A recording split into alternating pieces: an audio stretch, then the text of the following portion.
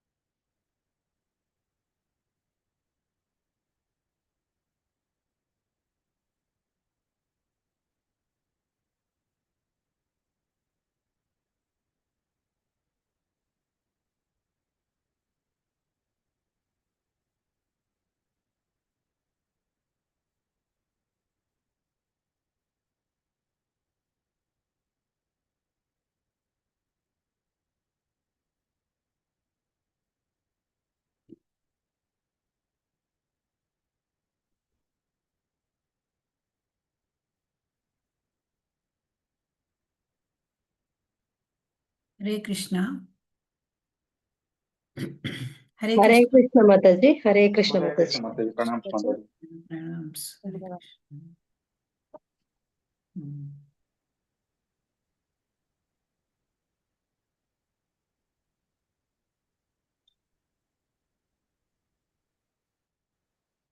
ಓಂ ಅಜ್ಞಾನತಿಮಿರಾಂಧಸ್ಯ ಜ್ಞಾನಾಂಜನಶಲಾಕಯಾ ಚಕ್ಷುರುನ್ಮೀಲಿತಂ ಯೇನ ತಸ್ಮೈ ಶ್ರೀಗುರವೇ ನಮಃ.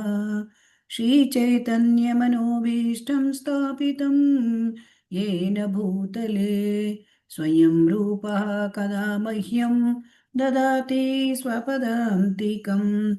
ವಂದೇಹಂ ಶ್ರೀಗುರೋಃ ಶ್ರೀಯುತಪದಕಮಲಂ ಶ್ರೀಗುರೂನ್ ವೈಷ್ಣವಾಂಶ್ಚ ಶ್ರೀರೂಪಂ ಸಾಗ್ರಜಾತಂ ಸಗಣಾ ರಘುನಾಥಾನ್ವಿತಂ ತಂ ಸಜೀವಂ ಸಾದ್ವೈತಂ ಸಾವಧೂತಂ ಪರಿಜನಸಹಿತಂ ಕೃಷ್ಣಚೈತನ್ಯದೇವಂ ಶ್ರೀರಾಧಾಕೃಷ್ಣಪಾದಾನ್ ಸಹಗಣಲಲಿತಾ ಶ್ರೀವಿಶಾಖಾನ್ವಿತಾಂಶ್ಚ ಹೇ ಕೃಷ್ಣ ಕರುಣಾ ಸಿಂಧೋ ದೀನಬಂಧೋ ಜಗತ್ಪತೆ ಗೋಪೇಶ ಗೋಪಿಕಾ ಕಾಂತ ರಾಧಕಾಂತ ನಮೋಸ್ತುತೆ. ತಪ್ತ ಕಾಂಚನ ಗೌರಾಂಗಿ ಶ್ರೀರಾಧೆ ವೃಂದಾವನೇಶ್ವರಿ ವೃಷಭಾನುಸುತೆ ದೇವಿ ಪ್ರಣಮಾಮಿ ಹರಿಪ್ರಿಯೆ. ವಾಂಛಾಕಲ್ಪತರುಭ್ಯಶ್ಚ ಕೃಪಾ ಸಿಂಧುಭ್ಯ ಏವ ಚ ಪತಿತಾನಾಂ ಪಾವನೇಭ್ಯೋ ವೈಷ್ಣವೇಭ್ಯೋ ನಮೋ ನಮಃ. ಜಯ ಶ್ರೀ ಕೃಷ್ಣ ಚೈತನ್ಯ ಪ್ರಭು ನಿತ್ಯಾನಂದ ಶ್ರೀ ಅದ್ವೈತ ಗದಾಧರ ಶ್ರೀವಾಸಾದಿ ಗೌರ್ಭಕ್ತವೃಂದ. ಹರೇ ಕೃಷ್ಣ ಕೃಷ್ಣ ಕೃಷ್ಣ ಹರೇ ಹರೇ. ಹರೇ ರಾಮ ರಾಮ ರಾಮ ಹರೇ ಹರೇ. ಹರೇ ಕೃಷ್ಣ ಕೃಷ್ಣ ಕೃಷ್ಣ ಹರೇ ಹರೇ. ಹರೇ ರಾಮ ರಾಮ ರಾಮ ಹರೇ ಹರೇ. ಶ್ರೀ ಶ್ರೀ ರಾಧಾ ಗೋವಿಂದ ಕಿ ಜೈ. ಶ್ರೀ ಶ್ರೀ ಗೌರನಿತಾಯ್ ಕಿ ಜೈ. ಶ್ರೀಲ ಪ್ರಭುಪಾದ ಕಿ ಜೈ. ಹರೇ ಕೃಷ್ಣ. ಎಲ್ಲರಿಗೂ ಸ್ವಾಗತ. ಭಕ್ತಿಶಾಸ್ತ್ರೀಯ ತರಗತಿಯ ಅಧ್ಯಯನಕ್ಕೆ ಇವತ್ತಿನ ಅಧ್ಯಯನಕ್ಕೆ ತಮ್ಮೆಲ್ಲರಿಗೂ ಸ್ವಾಗತ. ಹರೇ ಕೃಷ್ಣ. ಹರೇ ಕೃಷ್ಣ ಮಾತಾಜಿ. ಹರೇ ಕೃಷ್ಣ ಮಾತಾಜಿ. ಹರೇ ಕೃಷ್ಣ ಮಾತಾಜಿ. ಪ್ರಣಾಮಗಳು. ಹರೇ ಕೃಷ್ಣ ಮಾತಾಜಿ. ಪ್ರಣಾಮ. ಶ್ರೀ ಶ್ರೀ ರಾಧಾ ಗೋವಿಂದರಿಗೆ ನಮಸ್ಕರಿಸುತ್ತಾ, ಶ್ರೀಲ ಪ್ರಭುಪಾದರ ಆಡಿದ ಅವರುಗಳಿಗೆ ನಮಸ್ಕಾರ ಸಲ್ಲಿಸುತ್ತಾ, ನಾವಿಂದು ನಮ್ಮ ಈ ಒಂದು ಭಗವದ್ಗೀತೆಯ ಅಧ್ಯಯನದ ಈ ಮೊದಲನೆಯ ಮಾಡ್ಯೂಲು ರಿವಿಷನ್ ತರಗತಿಯನ್ನು ಮುಂದುವರಿಸೋಣ. ಹರೇ ಕೃಷ್ಣ. ಶ್ಲೋಕ 26. ಶ್ರೋತ್ರಾದೀನಿ ಇಂದ್ರಿಯಾಣಿ ಅನ್ಯೇ ಸಂಯಮಾಗ್ನಿಷು ಜುಹ್ವತಿ ಶಬ್ದಾದೀನ್ ವಿಷಯಾನನ್ಯ ಇಂದ್ರಿಯಾಗ್ನಿಷು ಜುಹ್ವತಿ. ಶ್ರೀಲ ಪ್ರಭುಪಾದ್ ಕಿ ಜೈ. 4ನೇ ಅಧ್ಯಾಯ ಭಗವದ್ಗೀತಾ ಯಥಾರೂಪ. ದಿವ್ಯ ಜ್ಞಾನ. ಇಲ್ಲಿ ಏನ್ ಹೇಳ್ತಾ ಇದ್ದಾರೆ ಶ್ರೀಲ ಪ್ರಭುಪಾದರು? ಪರಿಶುದ್ಧ ಬ್ರಹ್ಮಚಾರಿಗಳಾದ ಕೆಲವರು ಶ್ರವಣ ಪ್ರಕ್ರಿಯೆಯನ್ನು ಮತ್ತು ಇಂದ್ರಿಯಗಳನ್ನು ಮನಸ್ಸಿನ ಸಂಯಮದ ಅಗ್ನಿಯಲ್ಲಿ ಅರ್ಪಿಸುತ್ತಾರೆ ಮತ್ತು ನಿಯಮಬದ್ಧ ಗೃಹಸ್ಥರಾದ ಇತರರು ಇಂದ್ರಿಯ ವಿಷಯಗಳನ್ನು ಇಂದ್ರಿಯಾಗ್ನಿಯಲ್ಲಿ ಅರ್ಪಿಸುತ್ತಾರೆ. ಇಲ್ಲಿ ಈ ಜ್ಞಾನ ಯೋಗದಲ್ಲಿ ನಾವು ಏನನ್ನು ನೋಡ್ತಾ ಇದ್ದೇವೆ? ಯಜ್ಞ. ಇದರಲ್ಲಿ ಕೆಲವರು ಅಗ್ನಿ ಎಲ್ಲಿ ಮಾಡ್ತಾರೆ? ಈ ಬ್ರಹ್ಮಚಾರಿಗಳು ಮನಸ್ಸಿನ ಇಂದ್ರಿಯಗಳ ಕಟ್ಟುನಿಟ್ಟಾದ ಸಂಯಮದ ಮಾರ್ಗ. ಹಾಗಾಗಿ ಇಲ್ಲಿ ಈ ಬ್ರಹ್ಮಚಾರಿಗಳಿಗೆ ಶ್ರವಣ ಪ್ರಕ್ರಿಯೆಯನ್ನ ಹೇಳಿದೆ ಅಲ್ವಾ? ಈಗ ನಮಗೆ ಗೊತ್ತಿದೆ, ಬದುಕಿನಲ್ಲಿ ನಮಗೆ ಆ 4 ವರ್ಣ 4 ಆಶ್ರಮ ಎಲ್ಲರಿಗೂ ಗೊತ್ತಿದೆ. ಇದರಲ್ಲಿ 4 ಆಶ್ರಮದಲ್ಲಿ ಬರ್ತಕ್ಕಂಥದ್ದು ಬ್ರಹ್ಮಚರ್ಯ, ವಾನಪ್ರಸ್ಥ, ಸನ್ಯಾಸ ಆಶ್ರಮ. ಎಲ್ಲದರ ಮುಖ್ಯ ಉದ್ದೇಶ ಭಗವಂತ ಮಾಡಿರೋದಂದ್ರೆ ಎಲ್ಲರೂ ಕೂಡ ಪರಿಪೂರ್ಣ ಯೋಗಿ ಅಂದರೆ ಭಕ್ತಿಗೆ ಬರಬೇಕು. ಬ್ರಹ್ಮಚಾರಿ ಆಗ್ಬೇಕು ಅಥವಾ ಅವನು ಗೃಹಸ್ಥ ಆಗಿರ್ಬೋದು, ವಾನಪ್ರಸ್ಥಿ ಆಗಿರ್ಬೋದು ಅಥವಾ ಸನ್ಯಾಸಿ ಆಗಿರ್ಬೋದು. ಆದರೆ ಮನುಷ್ಯ ಜೀವನಕ್ಕೆ ಬಂದರೆ ಅದರ ಉದ್ದೇಶ ಇಂದ್ರಿಯ ಭೋಗ ಅಲ್ಲ. ಅದರ ಉದ್ದೇಶ ಏನು? 4 ಆಶ್ರಮದಲ್ಲಿ ಎಲ್ಲರೂ ಕೂಡ ಅವರವರ ಕರ್ತವ್ಯವನ್ನು ಮಾಡಿಕೊಂಡು ಏನಕ್ಕೆ ಬರಬೇಕು ಅವರು? ಹರೇ ಕೃಷ್ಣ. ಏನಕ್ಕೆ ಬರಬೇಕು ಅವರು? ಕೃಷ್ಣ ಪ್ರಜ್ಞೆಗೆ ಬರಬೇಕು ಅಲ್ವಾ? ಹರೇ ಕೃಷ್ಣ. ಹೇಳ್ತಾ ಉಂಟಾ? ಹೇಳಬೇಕು ನಾನು ಪ್ರಶ್ನೆ ಕೇಳಿದಾಗ, ಆಯ್ತಾ? ಸೊ ಇಲ್ಲಿ ಏನು ಹೇಳ್ತಾ ಇದ್ದಾರೆ, ಬ್ರಹ್ಮಚಾರಿಗಳಿಗೆ ಏನಿರುತ್ತೆ, ಬ್ರಹ್ಮಚಾರಿಗಳಿಗೆ ಮೂಲ ತತ್ವ ಅಂದರೆ ಶ್ರವಣ. ಸೊ ಶ್ರವಣ ಅಂದರೆ ಅವರು ವೇದ ಅಧ್ಯಯನಗಳನ್ನ ಮಾಡ್ತಾ ಇರ್ತಾರೆ. ಸೊ ಇಲ್ಲಿ ಈ ಶ್ರವಣದಲ್ಲಿ ಅವರು ಶ್ರವಣದಿಂದ ಮತ್ತೆ ಬ್ರಹ್ಮಚರ್ಯ, ಸೊ ಇವೆರಡರ ಪರಿಪಾಲನೆಯಿಂದ ಅವರು ಅಲ್ಲಿ ಇದನ್ನ ಅವರು ಆ ಆಶ್ರಮದಲ್ಲಿ ಪರಿಪೂರ್ಣತೆಯನ್ನ ಪಡ್ಕೊಳ್ತಾರೆ, ಪರಿಪೂರ್ಣ ಯೋಗಿಗಳಾಗಬಹುದು. ಸೊ ಹಾಗಾಗಿ ಇಲ್ಲಿ ಮೂಲತತ್ವ ಶ್ರವಣ. ಆದ್ದರಿಂದ ಶುದ್ಧ ಬ್ರಹ್ಮಚಾರಿ ಏನ್ ಮಾಡ್ತಾನೆ ಅಂದ್ರೆ ಸಂಕೀರ್ತನೆ ಮತ್ತು ಭಗವಂತನ ಮಹಿಮೆ ಕೇಳುವುದು, ಇವುಗಳಲ್ಲಿಯೇ ಸಂಪೂರ್ಣವಾಗಿ ತೊಡಗಿರ್ತಾನೆ. ಈಗ ನೀವು ಇಸ್ಕಾನ್ನಲ್ಲಿ ಅನೇಕ ಬ್ರಹ್ಮಚಾರಿಗಳನ್ನ ನೋಡಿರ್ತೀರಿ ಅಲ್ವಾ? ಹರೇ ಕೃಷ್ಣ, ಹರೇ ಕೃಷ್ಣ. ಹೌದು ಮಾತಾಜಿ. ನೋಡಿ, ಅವರು ಹೆಚ್ಚಾಗಿ ಅವರು ಸಂಪೂರ್ಣವಾಗಿ ಆಧ್ಯಾತ್ಮಿಕ ಶಬ್ದ ಅಂದ್ರೆ ಇಲ್ಲಿ ಭಗವದ್ಗೀತೆ, ಶ್ರೀಮದ್ ಭಾಗವತಂ, ಚೈತನ್ಯ ಚರಿತಾಮೃತ, ಆಮೇಲೆ ಹರೇ ಕೃಷ್ಣ ಸಂಕೀರ್ತನ, ಇದರಲ್ಲೇ ತೊಡಗಿರ್ತಾರೆ ಅಲ್ವಾ? ಹರೇ ಕೃಷ್ಣ, ಹರೇ ಕೃಷ್ಣ. ಹೌದು ಮಾತಾಜಿ. ಹೌದು ಆದರೆ ಮಾತಾಜಿ. ಇಲ್ಲಿ ನಮಗೆ ಈ ಬ್ರಹ್ಮಚಾರಿಗಳು ಕೆಲವೊಮ್ಮೆ ಗೃಹಸ್ಥಾಶ್ರಮಕ್ಕೆ ಬರ್ತಾರೆ. ಸೊ ಗೃಹಸ್ಥರಿಗೆ ಇಂದ್ರಿಯ ಸುಖಕ್ಕೆ ಸ್ವಲ್ಪ ಅವಕಾಶವನ್ನು ಕೊಟ್ಟಿದ್ದಾರೆ. ಸೊ ಅದರ ಅರ್ಥ ಅಂದ್ರೆ ಈಗ ಇಂದ್ರಿಯ ಸುಖಕ್ಕೆ ಅವಕಾಶ ಕೊಟ್ಟಿದ್ದಾರೆ ಅಂತ ಅದನ್ನ ಮದ್ಯಪಾನ ಮಾಡೋದು, ಮಾಂಸಾಹಾರ ಸೇವನೆ, ಕಾಮಜೀವನದಲ್ಲಿ ತೊಡಗಿಸಿಕೊಳ್ಳೋದು, ಇದೆಲ್ಲ ಸಾಮಾನ್ಯವಾಗಿ ಜನ ಮಾಡ್ತಾರೆ ಅಲ್ವಾ? ಆದರೆ ಇಲ್ಲಿ ವೇದಗಳ ನಿಯಮದ ಪ್ರಕಾರ ಮನುಷ್ಯನು ಗೃಹಸ್ಥ ಧರ್ಮಕ್ಕೆ ಬಂದಾಗ, ಗೃಹಸ್ಥಾಶ್ರಮಕ್ಕೆ ಬಂದಾಗ ಇಂದ್ರಿಯ ಸುಖದಲ್ಲಿ ನಿಯಂತ್ರಣ ಇಲ್ಲದೆ ತೊಡಗಲಿಕ್ಕೆ ಸಾಧ್ಯ ಇಲ್ಲ. ನಿಯಂತ್ರಣ, ಕಾಮಜೀವನ ಮತ್ತು ಇಂದ್ರಿಯ ಸುಖ ಅದು ನಿಯಂತ್ರಣವಾಗಿರ್ಬೇಕು, ಇಲ್ಲದಿದ್ರೆ ಅದು ಜವಾಬ್ದಾರಿಯುತವಾದ ಗೃಹಸ್ಥನ ಮಾರ್ಗ. ಸೊ ಆದರೆ ಏನಾಗಿರುತ್ತೆ ಅಂದ್ರೆ ಕೆಲವರು ಏನ್ ಮಾಡ್ತಾರೆ, ಪ್ರಪಂಚದ ಈ ಎಲ್ಲ ಐಹಿಕ ವಸ್ತುಗಳನ್ನ ಅವರು ತ್ಯಜಿಸುವುದಿಲ್ಲ, ಅದರ ದಾಸರಾಗಿ ಬಿಡ್ತಾರೆ ಅಲ್ವಾ? ಹರಿಕೃಷ್ಣ. ಹೌದು ಮಾತಾಜಿ. ಹೌದು ಹಾ, ಮಾತಾಜಿ. ಆದರೆ ನಮಗೆ ಇದು ಶಾಸ್ತ್ರ ಏನ್ ಹೇಳುತ್ತೆ, ನಮಗೆ ನಾವು ಗೃಹಸ್ಥ ಜೀವನಕ್ಕೆ ಬಂದರೆ ಅದು ನಿಯಂತ್ರಣದಿಂದ ನಾವು ಇಂದ್ರಿಯ ಸುಖದಲ್ಲಿ ತೊಡಗಬೇಕು, ಈ ನಿಯಂತ್ರಣದಲ್ಲಿ ತೊಡಗಬೇಕು. ಸೊ ಹಾಗಾಗಿ ಇಲ್ಲಿ ನಿಯಂತ್ರಣ ಅಂತಂದ್ರೆ ಇಲ್ಲಿ ಒಂದು ಉದಾಹರಣೆ ಕೊಟ್ಟಿದ್ದಾರೆ. ಅಂದರೆ ಧಾರ್ಮಿಕ ತತ್ವಗಳನ್ನು ಆಧರಿಸಿದ ವಿವಾಹವು ನಾಗರಿಕ ಸಮಾಜದಲ್ಲಿ ಒಪ್ಪಿಗೆ. ಧಾರ್ಮಿಕ ತತ್ವ ಅಂದ್ರೆ ಅನಾಸಕ್ತನಾದ ಕಾಮಜೀವನ, ಇದು ಯಜ್ಞ ಅಂತೆ. ಯಜ್ಞ ಅಂದ್ರೆ ವಿಷ್ಣುವಿಗೆ ಪ್ರೀತಿಯನ್ನು, ಸಂತೃಪ್ತಿಯನ್ನು ಕೊಡ್ತಕ್ಕಂಥದ್ದು ಯಜ್ಞ. ಅದು ಹೇಗೆ? ನಿಯಂತ್ರಿತವಾದ ಅನಾಸಕ್ತ ಕಾಮಜೀವನ ಅಂದ್ರೆ ಕೃಷ್ಣ ಪ್ರಜ್ಞಾವಂತ ಮಕ್ಕಳನ್ನ ಪಡ್ಕೊಳ್ಳಿಕ್ಕಾಗಿ ಮಾತ್ರ ಆ ಒಂದು ವಿವಾಹಿಕ ಕಾಮಜೀವನವನ್ನ ಬಳಸಿಕೊಳ್ಳೋದು. ಅದೇ ರೀತಿ ಉಳಿದ ಒಂದು ಇಂದ್ರಿಯಗಳನ್ನು ಕೂಡ ನಾವು ನಿಯಂತ್ರಿಸಬೇಕು. ಇದು ನಿಯಂತ್ರಿತವಾದ ಇಂದ್ರಿಯ ಸುಖದಲ್ಲಿ ಕೊಟ್ಟಿದ್ದಾರೆ ಗೃಹಸ್ಥ ಆಶ್ರಮಕ್ಕೆ, ಆದರೂ ಅದನ್ನ ನಿಯಂತ್ರಿಸಿಕೊಳ್ಬೇಕು ಅಂತ ಇಲ್ಲಿ ಹೇಳ್ತಾ ಇದ್ದಾರೆ ಶ್ರೀಲ ಪ್ರಭುಪಾದರು. ಯಾಕೆಂದ್ರೆ ಉನ್ನತ ಆಧ್ಯಾತ್ಮಿಕ ಬದುಕಿಗೆ ಈಗ ಗೃಹಸ್ಥರು ಬರಬೇಕು ಅಂತಂದ್ರೆ ಏನ್ ಮಾಡಬೇಕು, ಅವ್ರು ಈ ನಿಯಂತ್ರಿತ ಜೀವನ ನಡೆಸ್ಕೊಂಡೇ ಬರ್ತಾರೆ. ಇಲ್ಲದಿದ್ರೆ ಈ ಆಧ್ಯಾತ್ಮಿಕಕ್ಕೆ ಬರ್ಲಿಕ್ಕೆ ಸಾಧ್ಯ ಇಲ್ಲ. ಇಂದ್ರಿಯ ತೃಪ್ತಿಯಲ್ಲಿ ತೊಡಗಿದವರಿಗೆ ಬರ್ಲಿಕ್ಕೆ ಆಗತ್ತಾ? ಹರೇ ಕೃಷ್ಣ. ಇಲ್ಲ ಮಾತಾಜಿ. ಇಲ್ಲ. ಸೊ ಹಾಗಾಗಿ ಇಲ್ಲಿ ಎರಡು ಆಶ್ರಮಗಳನ್ನ ಇಲ್ಲಿ ಹೇಳಿದ್ದಾರೆ. ಒಂದು ಬ್ರಹ್ಮಚರ್ಯ ಆಶ್ರಮ ಏನ್ ಮಾಡ್ಬೇಕು, ಮತ್ತೆ ಗೃಹಸ್ಥಾಶ್ರಮ ಏನ್ ಮಾಡ್ಬೇಕು. ಸೊ ಗೃಹಸ್ಥಾಶ್ರಮ, ಬ್ರಹ್ಮಚರ್ಯ ಆಶ್ರಮದಲ್ಲಿ ಶ್ರವಣ ಅಂದ್ರೆ ಆಧ್ಯಾತ್ಮಿಕ ಶಬ್ದವನ್ನು ಕೇಳ್ಕೊಳ್ಳೋದು, ಅಂದ್ರೆ ಅಲ್ಲಿ ಭಗವದ್ಗೀತಾ, ಶ್ರೀಮದ್ ಭಾಗವತ, ಹರೇ ಕೃಷ್ಣ ಮಹಾಮಂತ್ರ, ಇದನ್ನೆಲ್ಲ ಡೀಟೇಲ್ ಆಗಿ ಅವರು ಅದರಲ್ಲೇ ತೊಡ್ಕೊಂಡಿರ್ತಾರೆ. ಆದರೆ ಗೃಹಸ್ಥರಾದವರಿಗೆ ಇಲ್ಲಿ ನಿಯಂತ್ರಿತ ಒಂದು ನಿಯಂತ್ರಿತವಾದ ಒಂದು ಇಂದ್ರಿಯ ಸುಖಕ್ಕೆ ಅವಕಾಶ ಇದೆ. ಸೊ ಹಾಗಾಗಿ ಇಲ್ಲಿ ಒಂದು ಉದಾಹರಣೆ ನಾವು ನೋಡಬಹುದು. ಈಗ ನಾವು ಮೊಬೈಲನ್ನ ನಾವು ಒಳ್ಳೆ ವಿಷಯಕ್ಕೆ ಅದನ್ನ ಉಪಯೋಗಿಸ್ಕೊಳ್ಬೇಕು ಅಲ್ವಾ? ಹರೇ ಕೃಷ್ಣ. ಹೌದು ಮಾತಾಜಿ.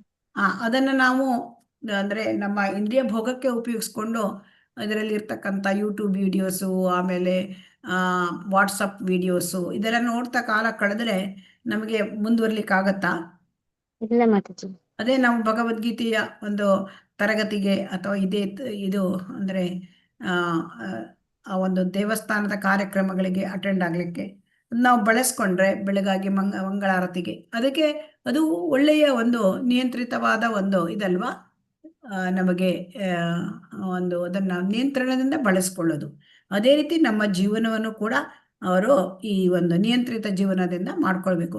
ಭಗವಂತ ಏನು ಹೇಳಿದ್ದಾರೆ ಅಂದ್ರೆ, ಮಾನವ ಜೀವನದ ಉದ್ದೇಶ ಯಾಕೆ ಈ ಒಂದು ವರ್ಣಾಶ್ರಮ ಧರ್ಮವನ್ನು ಮಾಡಿದ್ದಾರೆ ಅಂದ್ರೆ, ಏಕೆಂತಂದ್ರೆ ಶ್ರೀಲ ಪ್ರಭುಪಾದರು ನಮ್ಗೆ ಹೇಳ್ತಾರೆ, ಮನುಷ್ಯ ಜೀವನ ಪ್ರಾಣಿಗಳ ತರ ಇಂದ್ರಿಯ ಸುಖ ಮಾಡ್ಕೊಳ್ಳಿಕ್ಕೆ ಅಲ್ಲ. ಪ್ರಾಣಿಗಳು ಕೂಡ ಆಹಾರ ನಿದ್ರೆ ಭಯ ಮೈಥುನ ಅನುಭವಿಸ್ತಾರೆ. ಆದರೆ ಅದೇ ರೀತಿ ಇದ್ರೆ ಮನುಷ್ಯರಿಗೆ ಹಾಗೆ ಆ ಮನುಷ್ಯರು ಆ ರೀತಿ ಬರೇ ಆಹಾರ ನಿದ್ರೆ ಭಯ ಮೈಥುನ ಇದರಲ್ಲೇ ತೊಡ್ಕೊಂಡ್ರೆ ಅದಕ್ಕಾಗಿ ಮನುಷ್ಯ ಜೀವನ ಭಗವಂತ ನಮಗೆ ಕೊಟ್ಟಿಲ್ಲ. ಇದನ್ನ ನಾವು ಚೆನ್ನಾಗಿ ತಿಳ್ಕೊಳ್ಬೇಕು. ಸೊ ಹಾಗಾಗಿ ಈ ಸಮಾಜದಲ್ಲಿ ಇರ್ತಕ್ಕಂಥ 4 ಆಶ್ರಮಗಳು, ಬ್ರಹ್ಮಚರ್ಯ, ಗೃಹಸ್ಥ, ವಾನಪ್ರಸ್ಥ, ಸನ್ಯಾಸ ಆಶ್ರಮದ ಉದ್ದೇಶ ಏನಂದ್ರೆ ಪ್ರತಿಯೊಬ್ಬರು ಪರಿಪೂರ್ಣ ಯೋಗಿ ಆಗ್ಬೇಕು. ಪರಿಪೂರ್ಣ ಯೋಗಿ ಅಂತಂದ್ರೆ ಭಕ್ತಿಗೆ ಬರಬೇಕು. ಇದು ಅರ್ಥ ಆಯ್ತಾ? ಹರೇ ಕೃಷ್ಣ. ಹಾಗಾಗಿ ಬ್ರಹ್ಮಚಾರಿಗಳಾದವರು ಏನ್ ಮಾಡ್ತಾರೆ, ಮನಸ್ಸನ್ನ ಮತ್ತು ಇಂದ್ರಿಯಗಳನ್ನ ಹತೋಟಿಗೆ ಇಟ್ಕೊಳ್ತಾರೆ. ಹೇಗೆ? ಅವರು ತಮ್ಮ ಕಿವಿಯನ್ನು ಕೃಷ್ಣ ಪ್ರಜ್ಞೆಗೆ ಬಳಸ್ತಾರೆ. ಸೊ ಆಧ್ಯಾತ್ಮಿಕ ವಿಚಾರಗಳು ಶ್ರವಣ ಮಾಡೋದು ಅದರ ಮೂಲ ತತ್ವ ಈ ಬ್ರಹ್ಮಚರ್ಯದ್ದು. ಅಂದ್ರೆ ಗೃಹಸ್ಥರ ವಿಚಾರ, ಆಮೇಲೆ ಬ್ರಹ್ಮಚರ್ಯ ಪರಿಪಾಲನೆ, ಹರೇ ಕೃಷ್ಣ ಮಹಾಮಂತ್ರವನ್ನು ಕೇಳ್ಕೊಳ್ಳೋದು, ಇದು ಇವರ ಬ್ರಹ್ಮಚಾರಿಗಳದ್ದು.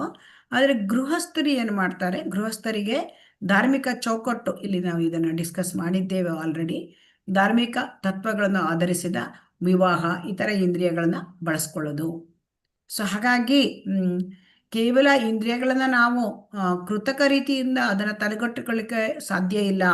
ಸೊ ಇಂದ್ರಿಯಗಳಿಗೆ ನಾವು ಏನ್ ಮಾಡಬೇಕು, ಇಂದ್ರಿಯಗಳನ್ನ ಭಗವಂತನ ಸೇವೆಯಲ್ಲಿ ತೊಡಗಿಸಿ ಅದರ ಮೂಲಕ ನಾವು ಶುದ್ಧೀಕರಣಗೊಳಿಸ್ಕೊಳ್ಬೇಕು ಅಂತ ಶ್ರೀಲ ಪ್ರಭುಪಾದರು ನಮಗೆ ತಿಳಿಸಿದ್ದಾರೆ. ಈಗ ಶ್ಲೋಕಗಳನ್ನ ನಾನು ಓದೋದಿಲ್ಲ, ಕೆಲವೊಂದು ಅನುವಾದದಿಂದ ಮತ್ತೆ ನಾನು ಓದೋಣ. ಹರೇ ಕೃಷ್ಣ. ಕೆಲವರು ಮನಸ್ಸನ್ನು ಇಂದ್ರಿಯಗಳನ್ನು ನಿಯಂತ್ರಿಸಿ ಆತ್ಮ ಸಾಕ್ಷಾತ್ಕಾರವನ್ನು ಸಾಧಿಸಲು ಬಯಸುತ್ತಾರೆ. ಅಂಥವರು ಎಲ್ಲ ಇಂದ್ರಿಯಗಳ ಮತ್ತು ಪ್ರಾಣವಾಯುವಿನ ಕಾರ್ಯಗಳನ್ನು ಆತ್ಮ ಸಂಯಮವೆಂಬ ಅಗ್ನಿಗೆ ಅರ್ಪಿಸುತ್ತಾರೆ.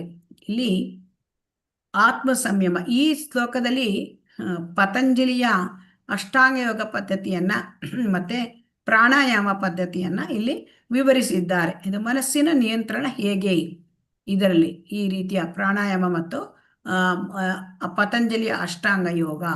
ಸೊ ಇಲ್ಲಿ ಪ್ರತ್ಯಗಾತ್ಮ ಪರಾಗಾತ್ಮ ಅಂತ 2 ಶಬ್ದಗಳನ್ನ ನಾವು ತಿಳ್ಕೊಳ್ಬೇಕು. ಪ್ರತ್ಯಗಾತ್ಮ ಅಂತಂದ್ರೆ ಪರಾಗಾತ್ಮ ಅಂದ್ರೆ ಮೊದಲು ನೋಡೋಣ. ಪರಾಗಾತ್ಮ ಅಂದ್ರೆ ಈ ನಮ್ಮ ಆತ್ಮಕ್ಕೆ ಅಥವಾ ಕಂಡೀಷನ್ ಸೋಲ್ ಅಂದ್ರೆ ಬದ್ಧಾತ್ಮಕ್ಕೆ ಇಂದ್ರಿಯ ಭೋಗದ ಬಗ್ಗೆ ಮೋಹ ಇದ್ರೆ ಅದಕ್ಕೆ ಪರಾಗಾತ್ಮ ಅಂತ ಕರೀತಾರೆ.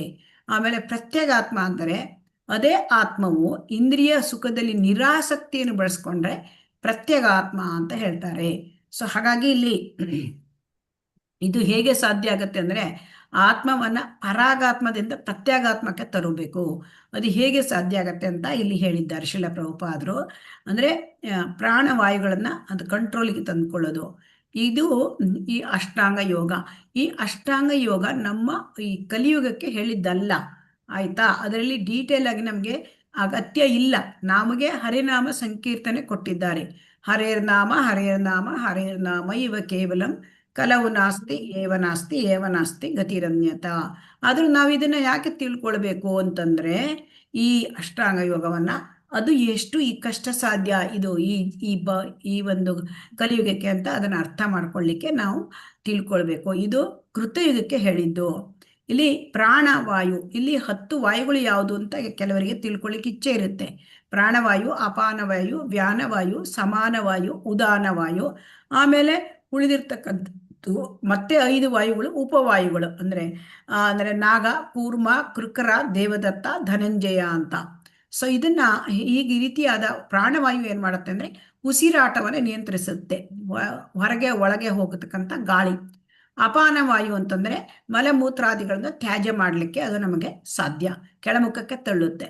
ವ್ಯಾನವಾಯು ಅಂತಂದ್ರೆ ಶರೀರದ ರಕ್ತ ಪರಿಚಲನೆಗೆ ಮತ್ತು ಸಂಕೋಚನ ವಿಕಸನ ಉಸಿರಾಟ್ಲಿಕ್ಕೆ ಅದಕ್ಕೆ ಬೇಕಾಗತ್ತೆ. ಸಮಾನವಾಯು ಅಂತಂದ್ರೆ ಹೊಟ್ಟೆಯಲ್ಲಿ ಜೀರ್ಣಕ್ರಿಯೆಯನ್ನು ಸರಿದೂಗಿಸುತ್ತೆ. ಉದಾನವಾಯು ಅಂತಂದ್ರೆ ಅದು ಸಾವಿನ ಸಮಯದಲ್ಲಿ ಆತ್ಮವನ್ನು ಶರೀರದಿಂದ ಹೊರಗೋಗ್ಲಿಕ್ಕೆ ಸಹಾಯ ಮಾಡುತ್ತೆ, ಮತ್ತೆ ಉಸಿರನ್ನು ಕೂಡ ತಳ್ಳುತ್ತೆ. ಬೇರೆ ಉಳಿದ ವಾಯುಗಳು ಅಂದ್ರೆ ಉಪವಾಯುಗಳು ಕಣ್ಣು ಮಿಟುಕಿಸೋದು, ಹಸಿವೆ ಉಂಟು ಮಾಡೋದು, ಆಕಳಿಕೆ, ಸೀನುವಿಕೆ ಇದೆಲ್ಲ ಇದೆ. ಸೊ ಇದನ್ನ ಈ ವಾಯುಗಳನ್ನ ನಿಯಂತ್ರಣ ಮಾಡ್ತಾರೆ ಅಷ್ಟಾಂಗ ಯೋಗದಲ್ಲಿ.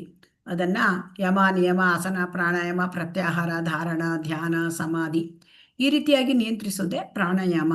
ಮತ್ತೆ ಪ್ರತ್ಯಾಹಾರ ಅಂತಂದ್ರೆ ಇಂದ್ರಿಯಗಳನ್ನು ಭೌತಿಕ ವಸ್ತುಗಳಿಂದ ಒಳಮುಖವಾಗಿ ಸೆಳೆದುಕೊಳ್ತಕ್ಕಂಥದ್ದು. ಸೊ ಆಗ ಇದನ್ನೆಲ್ಲ 6ನೇ ಅಧ್ಯಾಯದಲ್ಲಿ ಧ್ಯಾನ ಯೋಗದಲ್ಲಿ ವಿವರಿಸಿದ್ದಾರೆ. ಇಲ್ಲಿ ಕೃಷ್ಣ ಪ್ರಜ್ಞೆ ಏನು, ಇದು ಎಲ್ಲವೂ ಈ ಕಲಿಯುಗದಲ್ಲಿ ಇದು ತುಂಬಾ ಕಷ್ಟ ಸಾಧ್ಯ ಅಲ್ವಾ? ಹರೇ ಕೃಷ್ಣ, ಇದು ಸುಲಭ ಇದೆಯಾ? ಇಲ್ಲ ಮಾತಾಜಿ. ಇಲ್ಲ ಮಾತಾಜಿ. ಆ ಪರಾಗಾತ್ಮವನ್ನು ಪ್ರತ್ಯೇಗಾತ್ಮಕ್ಕೆ ಮಾಡಿಕೊಳ್ಳಬೇಕು. ಇಂದ್ರಿಯ ಭೋಗಕ್ಕೆ ತೊಡಗಿದ ಇಂದ್ರಿಯಗಳನ್ನ ನಾವು ನಿಯಂತ್ರಿಸಿ ಅದನ್ನ ಇಂದ್ರಿಯದಲ್ಲಿ ನಿರಾಸಕ್ತಿ ಅಂತ ತಂದ್ಕೊಳ್ಬೇಕು. ಇದೆಲ್ಲ ಅಂದರೆ ಈ ಒಂದು ಅಷ್ಟಾಂಗ ಯೋಗದ ಮುಖ್ಯ ಉದ್ದೇಶ ಏನಂತಂದ್ರೆ ಇಂದ್ರಿಯಗಳ ನಿಯಂತ್ರಣ. ಈಗ ಕೃಷ್ಣ ಪ್ರಜ್ಞೆಯಲ್ಲಿ ಇಂದ್ರಿಯ ನಿಯಂತ್ರಣ ಸುಲಭವಾಗುತ್ತೆ. ಯಾಕೆ ಸುಲಭವಾಗುತ್ತೆ ಹರೇ ಕೃಷ್ಣ? ನಾವೆಲ್ಲವೂ ಭಗವಂತನಿಗೆ ಅರ್ಪಿಸ್ತೇವೆ ಇಂದ್ರಿಯಗಳನ್ನ. ಇಂದ್ರಿಯಗಳನ್ನ ಭಗವಂತನ ಸೇವೆಗೆ ತೊಡಗಿಸುವುದು. ಅರ್ಪಿಸ್ಬೇಕು. ಭಗವಂತನಿಗೆ ಅರ್ಪಿಸುವುದು ಅಂದ್ರೆ ಭಗವಂತನ ಸೇವೆಯಲ್ಲಿ ತೊಡಗಿಸುವುದು. ಆ ಇಂದ್ರಿಯಗಳನ್ನ ಭಗವಂತನ ಸೇವೆಯಲ್ಲಿ ತೊಡಗಿಸಿದಾಗ ಆ ಇಂದ್ರಿಯಗಳು ತನ್ನಿಂತಾನೆ ಹತೋಟಿಗೆ ಬರುತ್ತವೆ. ಕಣ್ಣಿನಿಂದ ಭಗವಂತನ ದರ್ಶನ ಮಾಡೋದು, ಕಿವಿಯಿಂದ ಈಗ ಭಗವದ್ಗೀತೆ ಭಾಗವತ ಕೇಳೋದು, ಹರಿಕೃಷ್ಣ ಜಪ ಮಾಡಿದಾಗ ಅದನ್ನ ಕಿವಿಯಲ್ಲಿ ಕೇಳಿಸ್ಕೊಳ್ಳೋದು.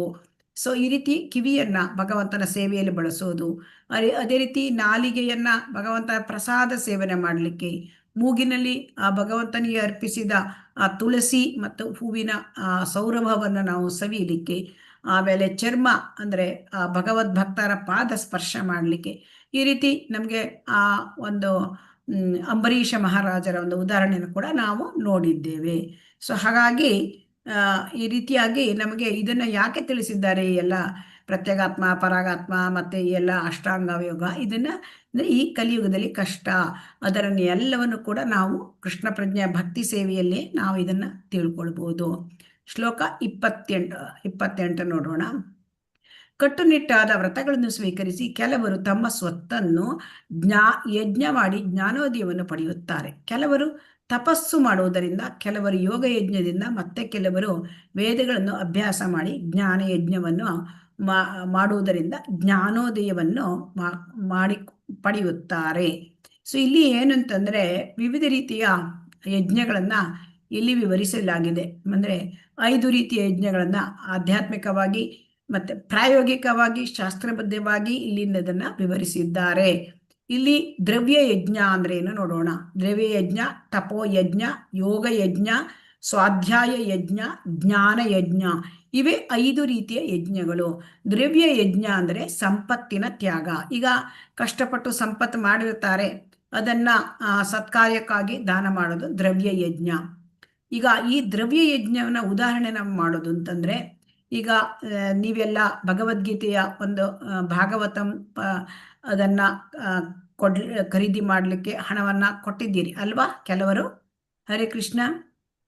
ಹೌದು ಮಾತಾಜಿ, ಕೊಟ್ಟಿದ್ದೀವಿ. ಒಳ್ಳೆಯ ಕೆಲಸ ಮಾಡಿದ್ದೀರಿ ಅಲ್ವಾ? ಸೊ ಅದು ಕೂಡ ಏನಂತ ಹೇಳ್ತಾರೆ, ಅದಕ್ಕೆ ಅದು ದ್ರವ್ಯ ಯಜ್ಞವೇ. ಯಾಕೆಂತಂದ್ರೆ ಈಗ ಇಸ್ಕಾನ್ ಸಂಸ್ಥೆಯಲ್ಲಿ ಇದನ್ನ ದೇವಾಲಯಗಳನ್ನ ಕಟ್ಟೋದು, ಪ್ರಸಾದ ವಿನಿಯೋಗ ಮಾಡೋದು, ಭಗವಂತನ ಸೇವೆಯ ಬೇರೆ ಬೇರೆ ರೀತಿಯ ಸೇವೆ, ಆಮೇಲೆ ಭಗವಂತನ ಈ ಒಂದು ಪುಸ್ತಕಗಳು ಭಗವದ್ಗೀತೆ ಭಾಗವತ ಅದನ್ನ ವಿತರಿಸುವುದು, ಹೀಗೆ ಅನೇಕ ಈ ಸಮಾಜ ಈ ಸೇವೆಯಲ್ಲಿ ತೊಡಗಿಸಿಕೊಳ್ತಕ್ಕಂಥ ದ್ರವ್ಯ. ಆದರೆ ಆ ದ್ರವ್ಯ ಯಜ್ಞವು ಕೃಷ್ಣ ಪ್ರಜ್ಞೆಯ ಯಜ್ಞವೇ ಆಗಿ ಭಕ್ತಿ ಸೇವೆಯೇ ಆಗಿರುತ್ತದೆ. ಅದಕ್ಕೆ ನಾವು ಅರ್ಥ ಮಾಡ್ಕೊಳ್ಳಿಕ್ಕೆ ಇದನ್ನೇ ಸುಮ್ಮನೆ ಹೇಳಿದ್ದು ಅಷ್ಟೇ, ಆದರೆ ಅದು ಕೂಡ ಕೃಷ್ಣ ಪ್ರಜ್ಞೆಯ ಭಕ್ತಿ ಸೇವೆಯೇ ಆಗಿರುತ್ತೆ. ಸೊ ಇಲ್ಲಿ ಕೆಲವರು ಏನ್ ಮಾಡ್ತಾರೆ, ದ್ರವ್ಯ ಯಜ್ಞ ಅಂದ್ರೆ ಭೌತಿಕದಲ್ಲಿ ಧರ್ಮಶಾಲೆ ಕಟ್ಟೋದು, ಅಂದ್ರೆ ಅತಿಥಿ ಶಾಲೆ ಮಾಡೋದು, ಗೆಸ್ಟ್ ಹೌಸು, ಅನಾಥಾಲಯ ಈ ಥರ ಎಲ್ಲ ಮಾಡ್ತಾರೆ. ಆದರೆ ಅದರಿಂದ ಏನಾಗತ್ತೆ ಅಂದ್ರೆ ಈ ದ್ರವ್ಯ ಯಜ್ಞ ಈ ಥರ ಮಾಡಿದರೆ ಭಕ್ತಿಗೆ ಬರಲಿಕ್ಕೆ ಸಾಧ್ಯ ಆಗತ್ತೆ. ಆಮೇಲೆ ಇಲ್ಲಿ ತಪೋಯಜ್ಞದ ಬಗ್ಗೆ ಹೇಳಿದ್ದಾರೆ. ತಪೋಯಜ್ಞ ಅಂದ್ರೆ ತಪಸ್ಸುಗಳು, ವ್ರತಗಳು. ಈಗ ಮನಸ್ಸನ್ನ ಶರೀರನ ಶುದ್ಧಿ ಮಾಡ್ಕೊಳ್ಳೋದೇ ಇದರ ಉದ್ದೇಶ. ಸೊ ಇಲ್ಲಿ ಏಕಾದಶಿ ವ್ರತ ಮಾಡೋದು, ಈಗ ಚಾತುರ್ಮಾಸ್ಯ ಶುರುವಾಗಿದೆ ಅಲ್ವಾ, ಎಲ್ಲರಿಗೂ ಗೊತ್ತಿದೆ ಚಾತುರ್ಮಾಸ್ಯ ಶುರುವಾಗಿದೆ. ಸೊ ಇದನ್ನ ಪರಿಪಾಲನೆ ಮಾಡೋದು, ಸೊ ಇದೆಲ್ಲ ತಪೋಯಜ್ಞ ಆಗತ್ತೆ. ಆಮೇಲೆ ಕೆಲವರು ತೀರ್ಥಕ್ಷೇತ್ರಕ್ಕೆ ಹೋಗ್ತಾರೆ, ಅದು ಕೂಡ ಇದರಲ್ಲೇ ಬರುತ್ತೆ, ತಪೋಯಜ್ಞದಲ್ಲೇ ಬರುತ್ತೆ. ಆಮೇಲೆ ಯೋಗ ಯಜ್ಞ. ಯೋಗ ಯಜ್ಞ ಅಂತಂದ್ರೆ ಇಲ್ಲಿ ಅಷ್ಟಾಂಗ ಯೋಗ ಈಗ ನಾವೀಗ ಅಷ್ಟೇ ವಿಚಾರ ಮಾಡಿದ್ದೇವೆ. ಅಷ್ಟಾಂಗ ಯೋಗ, ಪತಂಜಲಿ ಅಷ್ಟಾಂಗ ಯೋಗ ಇದೆಲ್ಲ, ಹಠಯೋಗ ಇದೆಲ್ಲ ಏನು ಯೋಗ ಯಜ್ಞ ಅಂತ ಹೇಳ್ತಾರೆ. ಅದಕ್ಕೆ ಯೋಗ ಯಜ್ಞ ಅಂದ್ರೆ ಇದು ಅಂದ್ರೆ ಇದರಲ್ಲಿ ಏನಾಗುತ್ತೆ ಅಂತಂದ್ರೆ ಈ ಯೋಗ ಯಜ್ಞ, ಈ ಯೋಗಗಳನ್ನ ಮಾಡೋದು ಕೇವಲ ಮನಸ್ಸು ಮತ್ತು ಇಂದ್ರಿಯಗಳ ನಿಯಂತ್ರಣಕ್ಕಾಗಿ. ಆಮೇಲೆ ಸ್ವಾಧ್ಯಾಯ ಯಜ್ಞ ಅಂತಂದ್ರೆ ಇಲ್ಲಿ ಸ್ವಾಧ್ಯಾಯ ಯಜ್ಞ ಅಂತಂದ್ರೆ ಉಪನಿಷತ್ತುಗಳು, ವೇದಗಳು, ಭಗವದ್ಗೀತೆ ಅಂತ ಈ ಒಂದು ಶಾಸ್ತ್ರಗಳನ್ನ ಅಧ್ಯಯನ ಮಾಡೋದು, ಅದಕ್ಕೆ ಸ್ವಾಧ್ಯಾಯ ಯಜ್ಞ ಅಂತ ಕರೀತಾರೆ. ಆದ್ರೆ ಇಲ್ಲಿ ನಾವು ಶ್ರೀಲ ಪ್ರಭುಪಾದರು ಹೇಳ್ತಾರೆ ಏನು, ನಾವು ಪಾಂಡಿತ್ಯಕ್ಕಾಗಿ ಇದನ್ನ ಓದಬಾರ್ದು. ನಾವು ಯಾವುದಕ್ಕೋಸ್ಕರ ಓದಬೇಕು? ಹರೇ ಕೃಷ್ಣ, ಈ ಅಧ್ಯಯನವನ್ನ ಸ್ವಾಧ್ಯಾಯ, ಭಗವದ್ಗೀತೆ, ಶ್ರೀಮದ್ ಭಾಗವತ್ ಇದನ್ನೆಲ್ಲ ನಾವು ಯಾಕೆ ಓದ್ಬೇಕು? ಭಕ್ತಿಗೆ ಬರ್ಲಿಕ್ಕೆ. ಒಬ್ರು ಹೇಳಿ. ಹರೇ ಕೃಷ್ಣ. ಭಕ್ತಿಗೆ ಬರ್ಲಿಕ್ಕೆ ಮಾತಾಜಿ. ಕೃಷ್ಣನ ಪ್ರೀತಿ ಆಗ್ತಿದೆ ಮಾತಾಜಿ. ಹರೇ ಕೃಷ್ಣ. ಯಾರದು ಸರಿ ಇಲ್ಲ ಅದು ನೋಡಿ. ಹರೇ ಕೃಷ್ಣ. ಯಾರದು? ಶ್ವೇತಾ ಮಾತಾಜಿ ಮ್ಯೂಟ್ ಮಾಡ್ಕೊಳ್ಳಿ, ನಿಮ್ಮದು ಇದಿಲ್ಲ, ರೇಂಜ್ ಇಲ್ಲ. ಹರೇ ಕೃಷ್ಣ. ಭಕ್ತಿಗೋಸ್ಕರ, ಭಗವಂತನ ಪ್ರೇಮ ಮತ್ತು ಭಕ್ತಿ.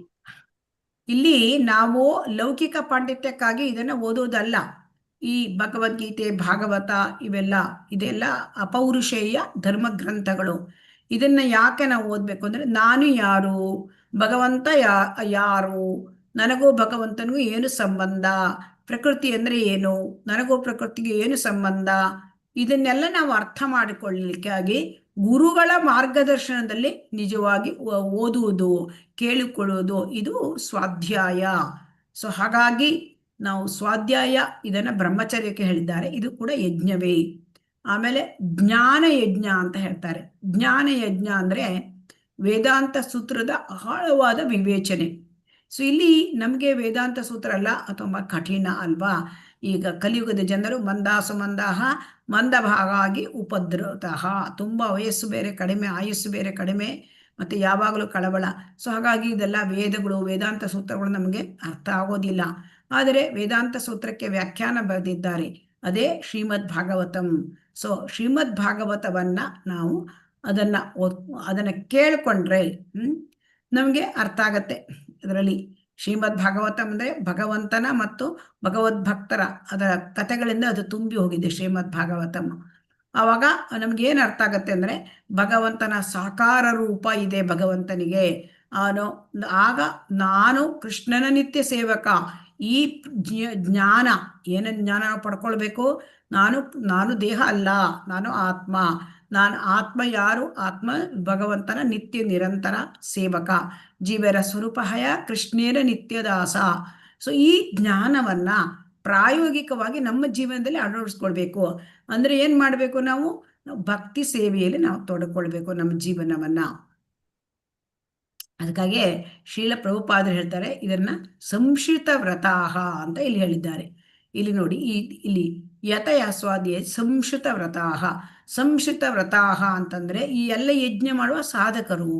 ಸೊ ಹಾಗಾಗಿ ಯಾವ ಯಜ್ಞವನ್ನು ಮಾಡಿದ್ರು, ಕೆಲವರು ದ್ರವ್ಯ ಯಜ್ಞ ಮಾಡ್ತಾರೆ, ಕೆಲವರು ತಪೋ ಯಜ್ಞ, ಕೆಲವರು ಯೋಗ ಯಜ್ಞ, ಕೆಲವರು ಸ್ವಾಧ್ಯಾಯ ಯಜ್ಞ, ಸೊ ಅಥವಾ ಕೆಲವರು ಜ್ಞಾನ ಯಜ್ಞ. ಯಾವುದನ್ನೇ ಆರಿಸಿಕೊಂಡರೂ ಕೂಡ ಅದರ ಅಂತಿಮ ಗುರಿ ಏನು ಅಂತಂದ್ರೆ, ನಾವು ಭಕ್ತಿಗೆ ಬರಬೇಕು, ಅದು ಅಂತಿಮ ಗುರಿ. ಸೊ ಇವೆಲ್ಲ ಏನಿದೆ, ಇವೆಲ್ಲವೂ ಕೂಡ ಅಂತಿಮವಾಗಿ ನಮಗೆ ಭಗವಂತನ ಕಡೆಗೆ ನಮಗೆ ಹೋಗ್ಲಿಕ್ಕೆ ಅದನ್ನ ದಾರಿ ಮಾಡಿಕೊಡಬೇಕು. ಕೃಷ್ಣ ಪ್ರಜ್ಞೆಗೆ ನಮ್ಮನ್ನು ಕೊಂಡೊಯ್ಯಬೇಕು. ಅದಿಲ್ಲದಿದ್ದರೆ ಇದು ಎಲ್ಲವೂ ಕೂಡ ಭೌತಿಕವಾಗಿ ಬಿಡುತ್ತೆ ಅಲ್ವಾ? ಹರೇ ಕೃಷ್ಣ. ನಮಗೆ ಅಂತಿಮವಾಗಿ ಕೃಷ್ಣ ಪ್ರಜ್ಞೆಗೆ ಇವು ತೆಗೆದುಕೊಂಡು ಹೋಗ್ಬೇಕು, ಅದೇ ಮುಖ್ಯವಾದದ್ದು. 29ನೇ ಶ್ಲೋಕ ಏನ್ ಹೇಳ್ತದೆ ನೋಡೋಣ. ಪ್ರಾಣಾಯಾಮದ ಪ್ರಕ್ರಿಯೆಯನ್ನು ಅನುಸರಿಸುವ ಇನ್ನು ಕೆಲವರು ಹೊರಹೋಗುವ ವಾಯುವಿನ ಚಲನೆಯನ್ನು ಒಳಕ್ಕೆ ಬರುವ ವಾಯುವಿನ ಚಲನೆಗೆ ಮತ್ತು ಒಳಕ್ಕೆ ಬಿಡುವ ಉಸಿರಿನ ಚಲನೆಯನ್ನು ಹೊರಕ್ಕೆ ಹೋಗುವ ವಾಯುವಿನ ಚಲನೆಗೆ ಅರ್ಪಿಸಿ ಕಡೆಗೆ ಎಲ್ಲ ಉಸಿರಾಟವನ್ನು ನಿಲ್ಲಿಸಿ ಸಮಾಧಿಸ್ಥರಾಗುತ್ತಾರೆ. ಇತರರು ಆಹಾರ ಸೇವನೆಯನ್ನು ನಿಯಂತ್ರಿಸಿ ಹೊರಹೋಗುವ ಉಸಿರನ್ನೇ ಯಜ್ಞವಾಗಿ ಸಮರ್ಪಿಸುತ್ತಾರೆ. ಸೊ ಇಲ್ಲಿ ಏನನ್ನು ಹೇಳ್ತಾರೆ ಅಂತಂದ್ರೆ, ಈ ಒಂದು ಭಾವಾರ್ಥದಲ್ಲಿ ಶ್ರೀಲ ಪ್ರಭುಪಾದರು ಹಠಯೋಗ, ಆಮೇಲೆ ಇದರಲ್ಲಿ ಪ್ರಾಣಾಯಾಮದ ತಾಂತ್ರಿಕ ಹಂತಗಳ ಇದನ್ನೆಲ್ಲ ವಿವರಿಸಿದ್ದಾರೆ. ಇಲ್ಲಿ ಪ್ರಾಣಾಯಾಮ ಅಂತಂದ್ರೆ ಏನು? ಪ್ರಾಣಾಯಾಮ ಅಂತಂದ್ರೆ ಉಸಿರಾಟವನ್ನು ನಿಯಂತ್ರಿಸುವ ಯೋಗ ಪದ್ಧತಿ. ಈ ಉಸಿರಾಟವನ್ನು ನಿಯಂತ್ರಿಸುವ ಉದ್ದೇಶ ಏನು? ಇಂದ್ರಿಯಗಳನ್ನು ನಿಯಂತ್ರಿಸಲಿಕ್ಕೆ ಇದು ಸಾಧ್ಯ, ಉಸಿರಾಟದ ನಿಯಂತ್ರಣದಿಂದ. ಸೊ ಹಾಗಾಗಿ ಇಲ್ಲಿ ಉಸಿರಾಟದ ನಿಯಂತ್ರಣ ಈ ಪ್ರಾಣಾಯಾಮ ಮಾಡಿ ನಾವು ಇಂದ್ರಿಯಗಳನ್ನ ಹತೋಟಿಗೆ ತರೋದು, ಅದನ್ನ ಕಂಟ್ರೋಲಿಗೆ ತರೋದು. ಆದರೆ ನಮಗೆ ಕೃಷ್ಣ ಪ್ರಜ್ಞೆಯಲ್ಲಿ ಭಗವಂತನ ಭಕ್ತಿ ಸೇವೆಯಲ್ಲಿ ಇಂದ್ರಿಯಗಳನ್ನು ತೊಡಗಿಸಿ ನಮಗೆ ಆರಾಮವಾಗಿ ಇಂದ್ರಿಯಗಳನ್ನ ಹತೋಟಿಗೆ ತರಬಹುದು ಅಲ್ವಾ? ಹೌದು ಮಾತಾಜಿ. ಇಲ್ಲಿ ಹೌದು ನೋಡಿ, ಮಾತಾಜಿ. ಇಲ್ಲಿ ಇಂದ್ರಿಯಗಳನ್ನ ಹತೋಟಿ ತರಲಿಕ್ಕೆ ಪ್ರಾಣಾಯಾಮದಲ್ಲಿ ಏನ್ ಹೇಳ್ತಾರೆ? ಉಸಿರಾಟವನ್ನ ನಿಯಂತ್ರಿಸಬೇಕು. ಈ ಉಸಿರಾಟದಲ್ಲಿ ಪೂರಕ, ಕುಂಭಕ, ರೇಚಕ ಹೀಗೆಲ್ಲ ಇದೆ. ಪೂರಕ ಅಂದ್ರೆ ನಾವು ಉಸಿರಾಟವನ್ನ ಒಳಗೆ ತಗೊಳ್ಕೊಳ್ಳೋದು. ಸೊ ಆ ಉಸಿರಾಟವನ್ನ ಒಳಗೆ ತೆಗೆದುಕೊಳ್ಳುವುದನ್ನ ನಾವು ನಿಯಂತ್ರಿಸುವುದು, ಹೊರಗಿನ ಗಾಳಿಯನ್ನು ಒಳಗೆ ತೆಗೆದುಕೊಂಡು ಹೋಗುವುದು, ಅದು ಪೂರಕ. ಆಮೇಲೆ ರೇಚಕ ಅಂದ್ರೆ ಒಳಗಿನ ಉಸಿರನ್ನು ಹೊರಗೆ ಬಿಡುವುದು, ಅದನ್ನ ನಿಯಂತ್ರಿಸುವುದು. ಕುಂಭಕ ಅಂತಂದ್ರೆ ಒಳಗೆ ನಾವು ತೆಗೆದುಕೊಡ್ತಕ್ಕಂಥ ಗಾಳಿ, ಹೊರಗೆ ಬಿಡುವ ಗಾಳಿ, ಇವೆರಡನ್ನು ಕೂಡ ಸಂಪೂರ್ಣವಾಗಿ ಸ್ಟಾಪ್ ಮಾಡೋದು, ಸ್ಥಗಿತಗೊಳಿಸಿ ಉಸಿರನ್ನು ಕಟ್ಟಿಕೊಳ್ಳುವುದು. ಈ ಸ್ಥಿತಿಯಲ್ಲಿ ಈ ಕುಂಭಕ ಸ್ಥಿತಿಯಲ್ಲಿ ವ್ಯಕ್ತಿ ಸಮಾಧಿಸ್ಥನಾಗ್ತಾನೆ. ಇದು ಮಾಡ್ಲಿಕ್ಕೆ ಸಾಧ್ಯವಾ? ಹರೇ ಕೃಷ್ಣ. ಇಲ್ಲ, ಕಷ್ಟ ಆಗುತ್ತೆ.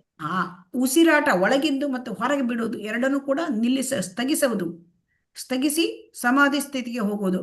ಈ ರೀತಿ ಮಾಡಿಕೊಂಡು ಏನ್ ಮಾಡ್ತಾರೆ ಅಂತಂದ್ರೆ, ಕೆಲವು ಒಂದು ಈ ಯೋಗಿಗಳು ತಮ್ಮ ಒಂದು ಆಯಸ್ಸನ್ನ ತುಂಬಾ ಹೆಚ್ಚಿಸ್ಕೊಳ್ತಾರಂತೆ. ಈಗ ಹಿಮಾಲಯದಲ್ಲಿ ಇಂತಲ್ಲೆಲ್ಲ 200-300 ವರ್ಷ ಇರ್ತಕ್ಕಂಥ ಯೋಗಿಗಳು ಇದ್ದಾರೆ. ಆದರೆ ಶ್ರೀಲ ಪ್ರಭುಪಾದರು ಏನ್ ಹೇಳ್ತಾರೆ ಅಂದ್ರೆ, ಕೃಷ್ಣ ಪ್ರಜ್ಞೆಯಲ್ಲಿರುವ ಮನುಷ್ಯನು ಭಗವಂತನ ಭಕ್ತಿ ಸೇವೆಯಲ್ಲಿ ಸದಾ ನಿರತನಾಗಿರೋದ್ರಿಂದ ಅವನು ಇಂದ್ರಿಯ ನಿಯಂತ್ರಣ ಮಾಡಬಲ್ಲ. ಅವನಿಗೆ ಈ ರೀತಿ ತುಂಬಾ ಕೃತಕವಾಗಿ ಕಷ್ಟಪಟ್ಟು ಪ್ರಾಣಾಯಾಮ ಮಾಡಿ ನಿಯಂತ್ರಣ ಮಾಡೋ ಅವಶ್ಯಕತೆ ಇಲ್ಲ. ಸೊ ಆಮೇಲೆ ಕೃಷ್ಣ ಪ್ರಜ್ಞೆಯಲ್ಲಿ ಆಯಸ್ಸನ್ನು ಹೆಚ್ಚು ಮಾಡ್ಕೊಳ್ಳೋ ಪ್ರಯತ್ನ ಬೇಕಾಗ್ಲಿಲ್ಲ ಅಂತ ಹೇಳ್ತಾ ಇದ್ದಾರೆ ನೋಡಿ. ಇಲ್ಲಿ ಆಯಸ್ಸನ್ನು ಹೆಚ್ಚು ಮಾಡುವ ಪ್ರಯತ್ನ ಬೇಕಾಗ್ಲಿಲ್ಲ. ಯಾಕೆಂದರೆ ಅವನು ಬದುಕಿನ ಅಂತ್ಯ ಇದೇ ರೀತಿ ತುಂಬಾ ಸಾಧನ ಭಕ್ತಿ ಮಾಡಿ ಅವನು ಸಹಜವಾಗಿಯೇ ನ್ಯಾಚುರಲಿ ಏನು ಇದಿಲ್ಲದೆ, ಅಂದ್ರೆ ಭಗವಂತನ ಭಕ್ತಿ ಸೇವೆ ಮಾಡೋದು, ಭಕ್ತರ ಸಂಘದಲ್ಲಿ ಇರೋದು, ಆಮೇಲೆ ಅಲ್ಲಿ ಒಂದು ಸೇವೆಯನ್ನು ಮಾಡ್ತಕ್ಕಂಥದ್ದು, ಈ ರೀತಿ ಮಾಡ್ಕೊಂಡು ಅವನೇನ್ ಮಾಡ್ತಾನೆ, ತನ್ನ ಇಂದ್ರಿಯಗಳನ್ನ ಹತೋಟಿಗೆ ತೆಗೆದುಕೊಂಡು ಹೋಗ್ತಾನೆ. ಸೊ ಇದಕ್ಕೆ ಆಯಸ್ಸನ್ನು ಹೆಚ್ಚು ಮಾಡ್ಕೊಳ್ತಕ್ಕಂಥ ಅವಶ್ಯಕತೆ ಇಲ್ಲ ಅಂತ ಶ್ರೀಲ ಪ್ರಭುಪಾದರು ಹೇಳಿದ್ದಾರೆ. ಈಗ ಕೃಷ್ಣ ಪ್ರಜ್ಞೆಗೂ ಪ್ರಾಣಾಯಾಮಕ್ಕೂ ಹೋಲಿಸಿದರೆ ಈ ಕಠಿಣ ಈ ಪ್ರಾಣಾಯಾಮ ಅಲ್ವಾ? ಬರ್ತದೆಯಾ? ಎಲ್ಲರಿಗೂ ಆಗ್ತದ್ಯಾ? ಯಮ, ನಿಯಮ, ಆಸನ, ಪ್ರಾಣಾಯಾಮ, ಪ್ರತ್ಯಾಹಾರ, ಧಾರಣ, ಧ್ಯಾನ, ಸಮಾಧಿ ಇದೆಲ್ಲ ಆಗುದಿಲ್ಲ. ಇದು ಕೃತಯುಗಕ್ಕೆ ಹೋಲಿಸಿ, ಇದು ಕೃತಯುಗಕ್ಕೆ ಹೇಳಿದ್ದು. ಆವಾಗ ಆಯಸ್ಸು ಕೂಡ ತುಂಬಾ ಜಾಸ್ತಿ, 1 ಲಕ್ಷ ವರ್ಷ. ಈಗ ಆಯಸ್ಸು ಬರೀ 100 ವರ್ಷನೂ ಬದುಕೋರು ತುಂಬಾ ಕಡಿಮೆ. ಸೊ ಅವಾಗ ಎಲ್ಲರಿಗೂ ಏಕಾಂತ ಇಲ್ಲ, ಬ್ರಹ್ಮಚರ್ಯ ಪರಿಪಾಲನೆ ಇಲ್ಲ. ಸೊ ಆಮೇಲೆ ಜನರಿಗೆ ಏಕಾಂತ ಸ್ಥಳದ ಕೂತ್ಕೊಂಡು ತುಂಬಾ ಹೊತ್ತಿನ ತನಕ ಸಮಾಧಿ ಸ್ಥಿತಿಗೆ ಹೋಗುವ ಹಾಗೆ ಪ್ರಾಣಾಯಾಮ ಮಾಡೋದು ಇದೆಲ್ಲ ಆಗ್ತದೆಯಾ? ಹರೇ ಕೃಷ್ಣ. ಇಲ್ಲ ಮಾತಾಡಿ, ಆಗಲ್ಲ. ಅದಕ್ಕೆ ಇಲ್ಲಿ ಏನ್ ಹೇಳ್ತಾರೆ, ಮಾಂಚಯೋ ಅವ್ಯಭಿಚಾರೇಣ ಭಕ್ತಿ ಯೋಗೇನ ಸೇವತೆ ಸಗುಣಾನ್ ಸಮತೀತ್ಯೈತಾನ್ ಬ್ರಹ್ಮ ಭೂಯಾಯ ಕಲ್ಪತೆ. ಸೊ ಹಾಗಾಗಿ ಯಾರು ಭಕ್ತಿ ಸೇವೆಯಲ್ಲಿ ಭಗವಂತನ ಭಕ್ತಿ ಸೇವೆಯಲ್ಲಿ ತೊಡಗ್ತಾರೆ ಅವರು 3 ಗುಣಗಳನ್ನೇ ಮೀರಿ ಬಿಡ್ತಾರೆ. 3 ಗುಣಗಳನ್ನೇ ಮೀರಿ ಅವರು ಆಧ್ಯಾತ್ಮಿಕ ಮಟ್ಟದಿಂದನೇ ಅವರು ಪ್ರಾರಂಭ ಮಾಡಿಬಿಡ್ತಾರೆ. ನೋಡಿ, ಕೃಷ್ಣ ಪ್ರಜ್ಞೆಯಲ್ಲಿ ಇರ್ತಕ್ಕಂಥ ಮನುಷ್ಯನು ಆಧ್ಯಾತ್ಮಿಕ ಮಟ್ಟದಿಂದ ಪ್ರಾರಂಭಿಸುತ್ತಾನೆ. ಪ್ರಾರಂಭವೇ ಆಧ್ಯಾತ್ಮಿಕ ಮಟ್ಟ, ಅಂದ್ರೆ 3 ಗುಣಗಳನ್ನು ಮೀರಿ ಬಿಡ್ತಾನೆ. ಸೊ ಆದ್ದರಿಂದ ಅವನು ಪತನ ಹೊಂದುವುದಿಲ್ಲ. ಆಮೇಲೆ ಕೇವಲ ಕೃಷ್ಣ ಪ್ರಸಾದ ಸೇವೆ ಮಾಡ್ತಾ ಇರ್ತಾನೆ. ಅವಾಗ ಆಹಾರವೂ ಕೂಡ ಲಿಮಿಟೆಡ್ ಅಲ್ವಾ? ಈಗ ಹೋಟೆಲ್ಗೆ ಹೋಗಿ ತಿನ್ನೋದು, ಅನ್ಲಿಮಿಟೆಡ್ ತಿನ್ನೋದು ಇದೆಲ್ಲ ಇಲ್ಲ. ಭಕ್ತಿಯಲ್ಲಿ ಲಿಮಿಟೆಡೇ ತಿಂತಾರೆ ಅಲ್ವಾ? ಯುಕ್ತಾಹಾರ ವಿಹಾರಸ್ಯ ಯುಕ್ತ ಚೇಷ್ಟಸ್ಯ ಕರ್ಮಸು ಯುಕ್ತ ಸ್ವಪ್ನಾವಬೋಧಸ್ಯ ಯೋಗೋ ಭವತಿ ದುಃಖ ಅಂತ ಹೇಳಿದ್ದಾರೆ. ಕೃಷ್ಣ ಪ್ರಸಾದ ಸೇವನೆ ಮಾಡ್ತಾ ಇದ್ದಾಗ ಆಹಾರದ ಪ್ರಮಾಣ ಕಡಿಮೆ ಆಗುತ್ತೆ.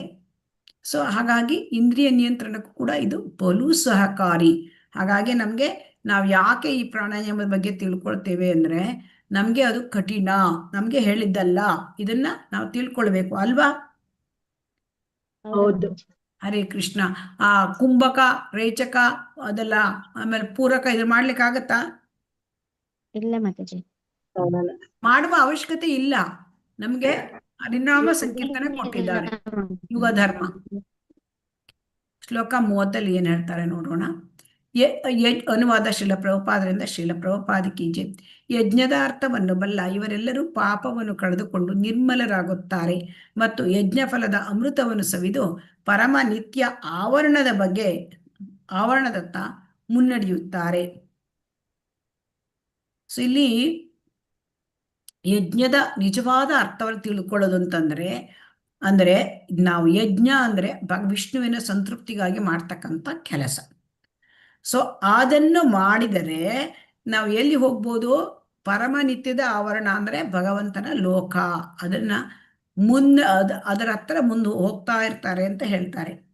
ಸೊ ಹಾಗಾಗಿ ಎಲ್ಲ ಯಜ್ಞಗಳ ಉದ್ದೇಶ ಏನು ಅಂತಂದ್ರೆ ಇಂದ್ರಿಯ ನಿಗ್ರಹ ಅಲ್ವಾ?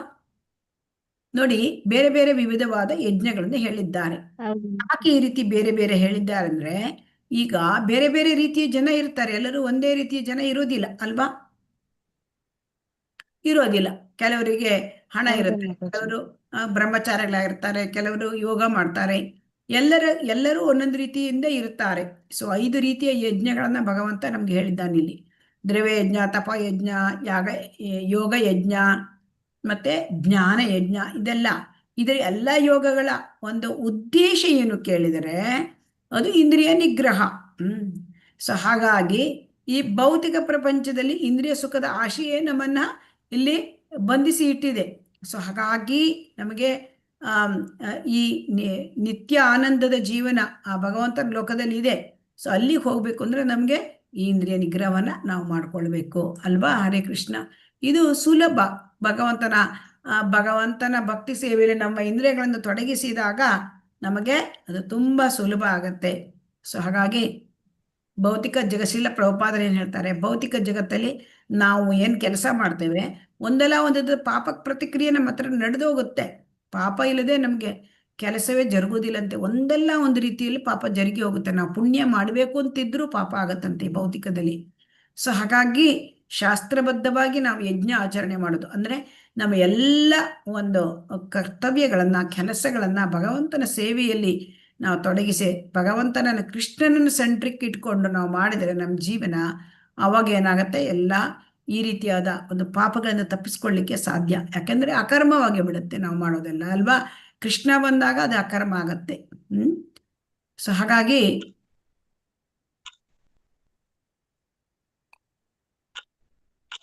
ಇಲ್ಲಿ ಯಜ್ಞಶಿಷ್ಟ ಅಮೃತ ಭುಜೋ ಯಾಂತಿ ಬ್ರಹ್ಮ ಸನಾತನಂ.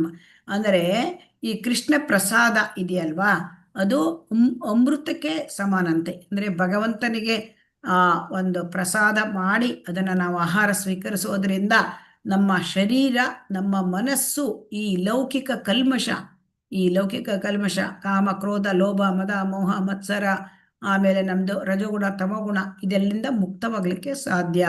ಸೊ ಹಾಗಾಗಿ ಇಲ್ಲಿ ಶ್ರೀಲ ಪ್ರಭುಪಾದರು ಏನ್ ಹೇಳ್ತಾರೆ, ಇಲ್ಲಿ ಮುಕ್ತಿಯಲ್ಲಿ 2 ರೀತಿ. ಯಾವುದು ಮುಕ್ತಿಯಲ್ಲಿ? ಒಂದು ನಿರಾಕಾರ ಬ್ರಹ್ಮನಲ್ಲಿ ಲೀನವಾಗೋದು, 2ನೇದು ಭಗವಂತನ ಶಾಶ್ವತ ಸಾಮ್ರಾಜ್ಯವನ್ನು ಪ್ರವೇಶಿಸುವುದು. ಇದರಲ್ಲಿ ಯಾವುದು ಒಳ್ಳೆಯದು? ಹರೇ ಕೃಷ್ಣ. ಹರೇ ಕೃಷ್ಣ. ಭಗವಂತನ ಸೇವೆ ಮಾಡಿ. ಅಂದ್ರೆ ನಿರಾಕಾರ ಮುಕ್ತಿ ಅಲ್ಲ, ಸಾಕಾರ ಮುಕ್ತಿ. ಸಾಕಾರ ಮುಕ್ತಿ ಅಂದ್ರೆ ಭಗವಂತನ ಲೋಕ, ವೈಕುಂಠ ಲೋಕಗಳು, ಅದನ್ನ ಪ್ರವೇಶ ಮಾಡಿ ಅತಿ ಉನ್ನತವಾದ ಭಗವಂತನ ಲೋಕ, ಗೋಲೋಕ ವೃಂದಾವನ, ಅಲ್ಲಿ ಪ್ರವೇಶಿಸಿ ಅಲ್ಲಿ ಪರಮ ಪುರುಷ, ದೇವೋತ್ತಮ ಪರಮ ಪುರುಷ ಶ್ರೀಕೃಷ್ಣನ ವೈಯಕ್ತಿಕ ಸಾನ್ನಿಧ್ಯವನ್ನು ಪಡ್ಕೊಳ್ಳೋದು, ಅವನ ನಿತ್ಯ ಸೇವೆಯಲ್ಲಿ ತೊಡಗುವುದು. ಸೊ ಅದಕ್ಕೆ ಇಲ್ಲಿ ಏನ್ ಹೇಳ್ತಾರೆ ಅಂತಂದ್ರೆ ಮನುಷ್ಯ ಜೀವನ ನಮಗೆ ಸಿಕ್ಕಿದೆ ಅಲ್ವಾ? ಸೊ ಈ ಸಿಕ್ಕಿರೋದು ಪ್ರಾಣಿಗಳ ತರ ನಾವು ಇಂದ್ರಿಯ ಸುಖ ಮಾಡ್ಲಿಕ್ಕೆ ಅಲ್ಲ. ಸೊ ಹಾಗಾಗಿ ಕೃಷ್ಣ ಪ್ರಜ್ಞೆಯಲ್ಲಿ ನಾವು ಏನೋ ಒಂದು ಚಿಕ್ಕ ಕೆಲಸ ಮಾಡ್ಲಿ, ಒಂದೇ ಒಂದು ಸಣ್ಣ ಕೆಲಸ, ಭಗವಂತನಿಗೆ ಒಂದು ಹೂ ಕೊಟ್ಟೋದು, ಏನು ಸಣ್ಣ ಪುಟ್ಟ ಕೆಲಸ ನಾವು ಯಾವುದಾದ್ರೂ ಮಾಡಿದರೂ ಅದು ಯಜ್ಞ. ಸೊ ಹಾಗಾಗಿ ಈ ಭಗವಂತನಿಗಾಗಿ ಮಾಡ್ತಕ್ಕಂಥ ಕರ್ತವ್ಯ ಕೆಲಸ ಅದು ಯಜ್ಞ ಮಾಡಿ ನಾವು ನಮ್ಮ ಇಂದ್ರಿಯಗಳನ್ನ ಸುಲಭದಲ್ಲಿ ಹತೋಟಿಯಲ್ಲಿ ಇಟ್ಕೋಬಹುದು. ಇದು ಅರ್ಥ ಆಯ್ತಾ? ಹರೇ ಕೃಷ್ಣ. ಹರೇ ಕೃಷ್ಣ. ಹಾ ಮಾತಾಜಿ, ಹೌದಾಯ್ತು ಮಾತಾಜಿ. ಆಯ್ತು ಮಾತಾಜಿ. ಈಗ ಶ್ಲೋಕ 31 ಅನುವಾದ ಶಿಲಪ್ರಭುಪಾದರಿಂದ. ಶಿಲಪ್ರಭುಪಾದಕ್ಕೆ ಜೈ. ಕುರುವಂಶ ಶ್ರೇಷ್ಠನೇ, ಯಜ್ಞಗಳನ್ನು ಮಾಡದ ಮನುಷ್ಯನು ಈ ಭೂಮಿಯ ಮೇಲಾಗಲಿ ಅಥವಾ ಈ ಜನ್ಮದಲ್ಲಾಗಲಿ ಸುಖವಾಗಿ ಬದುಕಲಾರ. ಇನ್ನು ಮುಂದಿನ ಜನ್ಮದ ಮಾತೇನು ಅಂದ್ರೆ, ಯಜ್ಞ ಮಾಡದೆ ಹೋದ್ರೆ ಈ ಜೀವನದಲ್ಲೇ ನಾವು ಸುಖವಾಗಿ ಬದುಕ್ಲಿಕ್ಕೆ ಸಾಧ್ಯ ಇಲ್ಲ. ಇನ್ನು ಮುಂದಿನ ಜೀವನ ಏನು? ಇದು ಅರ್ಥ ಆಯ್ತಾ? ಯಜ್ಞ ಅಂದ್ರೆ ಭಗವಂತನ ಪ್ರೀತ್ಯರ್ಥವಾಗಿ ಮಾಡ್ತಕ್ಕಂಥ ಕೆಲಸ. ಅದನ್ನ ನಾವು ಮಾಡದೆ ಹೋದ್ರೆ ನಮಗೆ ಈ ಜೀವನದಲ್ಲಿ ಸುಖ ಇರ್ಲಿಕ್ಕೆ ಸಾಧ್ಯ ಇಲ್ಲ. ಇನ್ನು ಮುಂದೆ ಇನ್ನು ಹೆಂಗ್ ಸುಖ ಸಿಕ್ಕತ್ತೆ ಅಂತ ಇದರಲ್ಲಿ ಭಗವಂತ ಹೇಳಿದ್ದಾನೆ. ಸೊ ಹಾಗಾಗಿ ಇಲ್ಲಿ ನಮ್ಗೆ ನಾವೇನ್ ತಿಳ್ಕೊಳ್ಬೇಕು ಅಂತಂದ್ರೆ, ಈ ಭೌತಿಕ ಅಸ್ತಿತ್ವ, ಈ ಭೌತಿಕ ಅಸ್ತಿತ್ವ ಅಂದ್ರೆ ಅಲ್ಲಿ ಅಜ್ಞಾನ ಇದೆ. ಏನಿದೆ ಅಜ್ಞಾನ? ನಾನು ದೇಹ ಅಂತ ತಿಳ್ಕೊಂಡ್ಬಿಟ್ಟಿದ್ದೇವೆ, ಅದೇ ಅಜ್ಞಾನ. ಸೊ ಹಾಗಾಗಿ ಪ್ರತಿಯೊಬ್ಬ ಮನುಷ್ಯ ಅವನು ಜಗತ್ತಲ್ಲಿ ಯಾವುದೇ ಸ್ಥಿತಿಯಲ್ಲಿ ಇರಲಿ, ಅವನಿಗೆ ಏನು ಬಡವಾಗಿರ್ಲಿ ಶ್ರೀಮಂತ ಆಗಿರ್ಲಿ, ಆದ್ರೆ ಅವನಿಗೆ ಅಜ್ಞಾನ ಇರ್ತದೆ. ನಾನು ದೇಹ ಅಲ್ಲ, ನಾನು ಆತ್ಮ ಅಂತ ಗೊತ್ತಿರೋದಿಲ್ಲ. ಇದೆಯಾ? ಗೊತ್ತಿದೆಯಾ? ಹರೇ ಕೃಷ್ಣ. ಸಾಮಾನ್ಯ ಜನರಿಗೆ ಹರೇ ಕೃಷ್ಣ. ಇಲ್ಲ ಮಾತಾಜಿ, ಗೊತ್ತಿಲ್ಲ. ಗೊತ್ತಿಲ್ಲ. ಅವನು ಅಜ್ಞಾನಿ ಆಗಿರ್ತಾನೆ. ಅವನು ದೊಡ್ಡ ಶ್ರೀಮಂತ ಇರ್ಬೋದು ಅಥವಾ ಕಡು ಬಡವ ಇರ್ಬೋದು, ಅವನಿಗೆ ಗೊತ್ತಿರೋದಿಲ್ಲ. ಸೊ ಹಾಗಾಗಿ ಈಗ ನಾವು ಯಾಕೆ ಈ ಭೌತಿಕ ಪ್ರಪಂಚದಲ್ಲಿ ಇಲ್ಲಿ ನಾವು ಈ ರೀತಿ ಕಷ್ಟಪಡ್ತಾ ಇದ್ದೇವೆ, ಎಷ್ಟೋ ಕಷ್ಟಗಳು ಬರ್ತಾ ಇರುತ್ತೆ. ಯಾಕೆಂದ್ರೆ ಪಾಪ ಕರ್ಮದ ಫಲ. ಸೊ ಅದಕ್ಕೆ ಈ ಪಾಪ ಕರ್ಮ ಯಾಕೆ ಉಂಟಾಗುತ್ತೆ ಅಂತ ಶಿಲ ಪ್ರಭುಪಾದರು ಹೇಳ್ತಾ ಇದ್ದಾರೆ. ಅಂದರೆ ಪಾಪ ಕರ್ಮಗಳ ಮಾಡಲಿಕ್ಕೆ ಕಾರಣ ಏನಂದ್ರೆ ನಮಗೆ ಅಜ್ಞಾನ. ಸೊ ಅಜ್ಞಾನದಿಂದ ಈ ಪಾಪ ಕರ್ಮಗಳು ನಡೆಯುತ್ತೆ. ನಾನು ನನ್ನದು ಎಂಬ ವ್ಯಾಮೋಹ, ಕುಟುಂಬದ ಒಂದು ವ್ಯಾಮೋಹದಲ್ಲಿ ಬಿದ್ದು ನಾವು ಏನ್ ಮಾಡ್ತೇವೆ, ಅಜ್ಞಾನದಲ್ಲಿ ತೊಡಗಿ ನಾವು ನಮ್ಮನ್ನ ಈ ಕಾಮ್ಯ ಏನ್ ಹೇಳ್ತಾರೆ, ಕರ್ಮಪ್ರದ ಚಟುವಟಿಕೆಗಳಲ್ಲಿ ನಾವು ನಮ್ಮನ್ನ ತೊಡಗಿಸ್ಕೊಳ್ಬಿಡ್ತೇವೆ. ಆಗ ಪಾಪ ಘಟಿಸಿ ಹೋಗುತ್ತೆ. ಅವಾಗ ಮತ್ತೆ ಮತ್ತೆ ನಾವು ಜನನ ಮರಣ ಚಕ್ರದಲ್ಲಿ ಸಿಲುಕಿ ಬಿಡುತ್ತೆ. ಅದಕ್ಕೆ ಶ್ರೀಲ ಪ್ರಭುಪಾದರಿಂದ ಹೇಳ್ತಾರೆ, ಅಂದ್ರೆ ಮನುಷ್ಯ ಜನ್ಮ ಮಹತ್ವ ಉಳ್ಳದ್ದು. ಇಲ್ಲಿ ನೋಡಿ, ನಮ್ಮ ಜಗತ್ತಲ್ಲಿ 84 ಲಕ್ಷ ಜೀವಿಗಳಿದ್ದಾರೆ. ಆದರೆ ಅವರಿಗೆಲ್ಲ ಭಗವಂತನ ಲೋಕಕ್ಕೆ ಹೋಗ್ಲಿಕ್ಕಾಗತ್ತಾ? ಆಗಲ್ಲ. ಆಗಲ್ಲ. ಆದರೆ ಮನುಷ್ಯ ಜನ್ಮದಲ್ಲಿ ಮಾತ್ರ ಸಾಧ್ಯ ಅಲ್ವಾ? ಈ ಬುದ್ಧಿಶಕ್ತಿ ಮತ್ತೆ ಈ ಕೃಷ್ಣ ಪ್ರಜ್ಞೆಗೆ ಬರೋದು ಪ್ರಾಣಿಗಳಿಗೆ ಆಗತ್ತಾ? ಆಗಲ್ಲ ಮಾತಾಜಿ, ಆಗಲ್ಲ. ಸೊ ಹಾಗಾಗಿ ನಮಗೆ ಈ ಧರ್ಮ, ಅರ್ಥ, ಕಾಮ, ಮೋಕ್ಷ ಚತುರ್ವಿಧ ಪುರುಷಾರ್ಥ ಇದನ್ನ ಈ ಮನುಷ್ಯ ಜನ್ಮದಲ್ಲಿ ಇದರಿಂದ ಪಾರಾಗಿ ನಾವು ಮತ್ತೆ ಕೃಷ್ಣ ಪ್ರಜ್ಞೆಗೆ ಬರಬೇಕು. ನಾವು ಇದರಲ್ಲೇ ಉಳ್ಕೋಬಾರದು. ಏನೋ ನಾನು ನಿಯಮಬದ್ಧ ಜೀವನ ನಡೆಸ್ತೇನೆ, ನಾನು ಧಾರ್ಮಿಕವಾಗಿರ್ತೇನೆ, ನಾನು ಧರ್ಮದ ರೀತಿಯಿಂದನೇ ನಾನು ಹಣ ಸಂಪಾದನೆ ಮಾಡ್ತೇನೆ, ನಾನು ನಿಯಂತ್ರಿತ ಇಂದ್ರಿಯ ಸುಖವನ್ನೇ ಪಡ್ಕೋತೇನೆ, ಆಮೇಲೆ ನಾನು ಸಂಪೂರ್ಣ ಮುಕ್ತಿ. ಇದಕ್ಕಿಂತ ಮೀರಬೇಕು. ನಾವೇನಕ್ಕೆ ಮಾಡಬೇಕು? ನಾವು ಕೃಷ್ಣ ಪ್ರಜ್ಞೆಗೆ ಬರಬೇಕು. ಸೊ ಹಾಗಾಗಿ ಇಲ್ಲಿ ಹೇಳ್ತಾರೆ,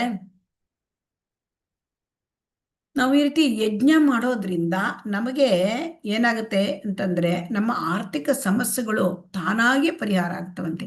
ನಮ್ಗೆ ಎಷ್ಟೋ ಇಲ್ಲಿ ಜನರಿಗೆ ಹಸಿವಿನಿಂದ ಬಳಲ್ತಾ ಇರ್ತಾರಲ್ವಾ, ಅನೇಕ ಜನ, ಎಷ್ಟೋ ಸಮಸ್ಯೆಗಳಿವೆ ಭೌತಿಕ ಪ್ರಪಂಚದಲ್ಲಿ. ಅದೆಲ್ಲ ಪರಿಹಾರ ಆಗಬೇಕು ಅಂದ್ರೆ ನಮಗೆ ಸರಿಯಾಗಿ ಆಹಾರ ಧಾನ್ಯ, ಬೆಳೆ ಮಳೆ ಎಲ್ಲ ಸಮೃದ್ಧವಾಗಿ ಇರಬೇಕು ಅಂತಂದ್ರೆ ಯಜ್ಞಗಳು ಮಾಡೋದ್ರಿಂದ ನಮಗೆ ಪ್ರಕೃತಿ ಮಾತೆ ಪ್ರಸನ್ನಳಾಗ್ತಾಳೆ. ಭೂಮಿ ತಾಯಿ ಅವಳ ಪ್ರಸನ್ನಳಾಗಿ ನಮಗೆ ಆಹಾರ ಧಾನ್ಯ ಎಲ್ಲ ಕೊಡ್ತಾರೆ. ಇಂದ್ರ ಪ್ರಸನ್ನನಾಗಿ ಮಳೆ ಕೊಡ್ತಾನೆ. ಇದು ಅರ್ಥ ಆಯ್ತಾ? ಹರೇ ಕೃಷ್ಣ. ಹಾಗಾಗಿ ಏನ್ ಹೇಳ್ತಾರೆ ಅಂತಂದ್ರೆ, ಈ ಭೌತಿಕ ಪ್ರಪಂಚದಲ್ಲಿ ಈಗ ನಮ್ಮ ಭೂಮಿ ಮೇಲೆ ಕೆಲವೇ ಜನ ಇದ್ದಾರೆ, ಕೃಷ್ಣ ಪ್ರಜ್ಞೆಯುಳ್ಳವರು ಇದ್ದಾರೆ, 1 ಲಕ್ಷ ಜನ ಇರಬಹುದು. ಅವರಂತವ್ರು ಇದ್ದಾರೆ. ಅವರು ಕೃಷ್ಣನನ್ನ, ಭಗವಂತನನ್ನ ಅವರು ಜಪ ಮಾಡ್ತಾರೆ, ಭಗವಂತನ ಭಕ್ತಿ ಸೇವೆ ತೊಡಗಿದ್ದಾರೆ ಅಂತ ಭಗವಂತ ಎಲ್ಲರಿಗೂ ಆಹಾರ ಮತ್ತೆ ನೀರು ಗಾಳಿ ಬೆಳಕು ಕೊಟ್ಟಿದ್ದಾನೆ, ಮಳೆ ಸಮಯವಾಗಿ. ಈಗ ನಮಗೆಲ್ಲ ಬರಗಾಲ ಬರ್ತದೆ ಅಂದ್ರೆ ಕೃಷ್ಣ ಪ್ರಜ್ಞೆ ಕೊರತೆ. ಇದು ಅರ್ಥ ಆಯ್ತಾ? ಹರೇ ಕೃಷ್ಣ. ಹರೇ ಕೃಷ್ಣ. ಅರ್ಥ ಆಯ್ತು ಮಾತಾಜಿ. ಅರ್ಥ ಆಯ್ತು ಹಾಗಾಗಿ ಮಾತಾಜಿ. ಯಜ್ಞಶಿಷ್ಟ ಅಮೃತ ಅಂತಂದ್ರೆ ಪ್ರಸಾದ.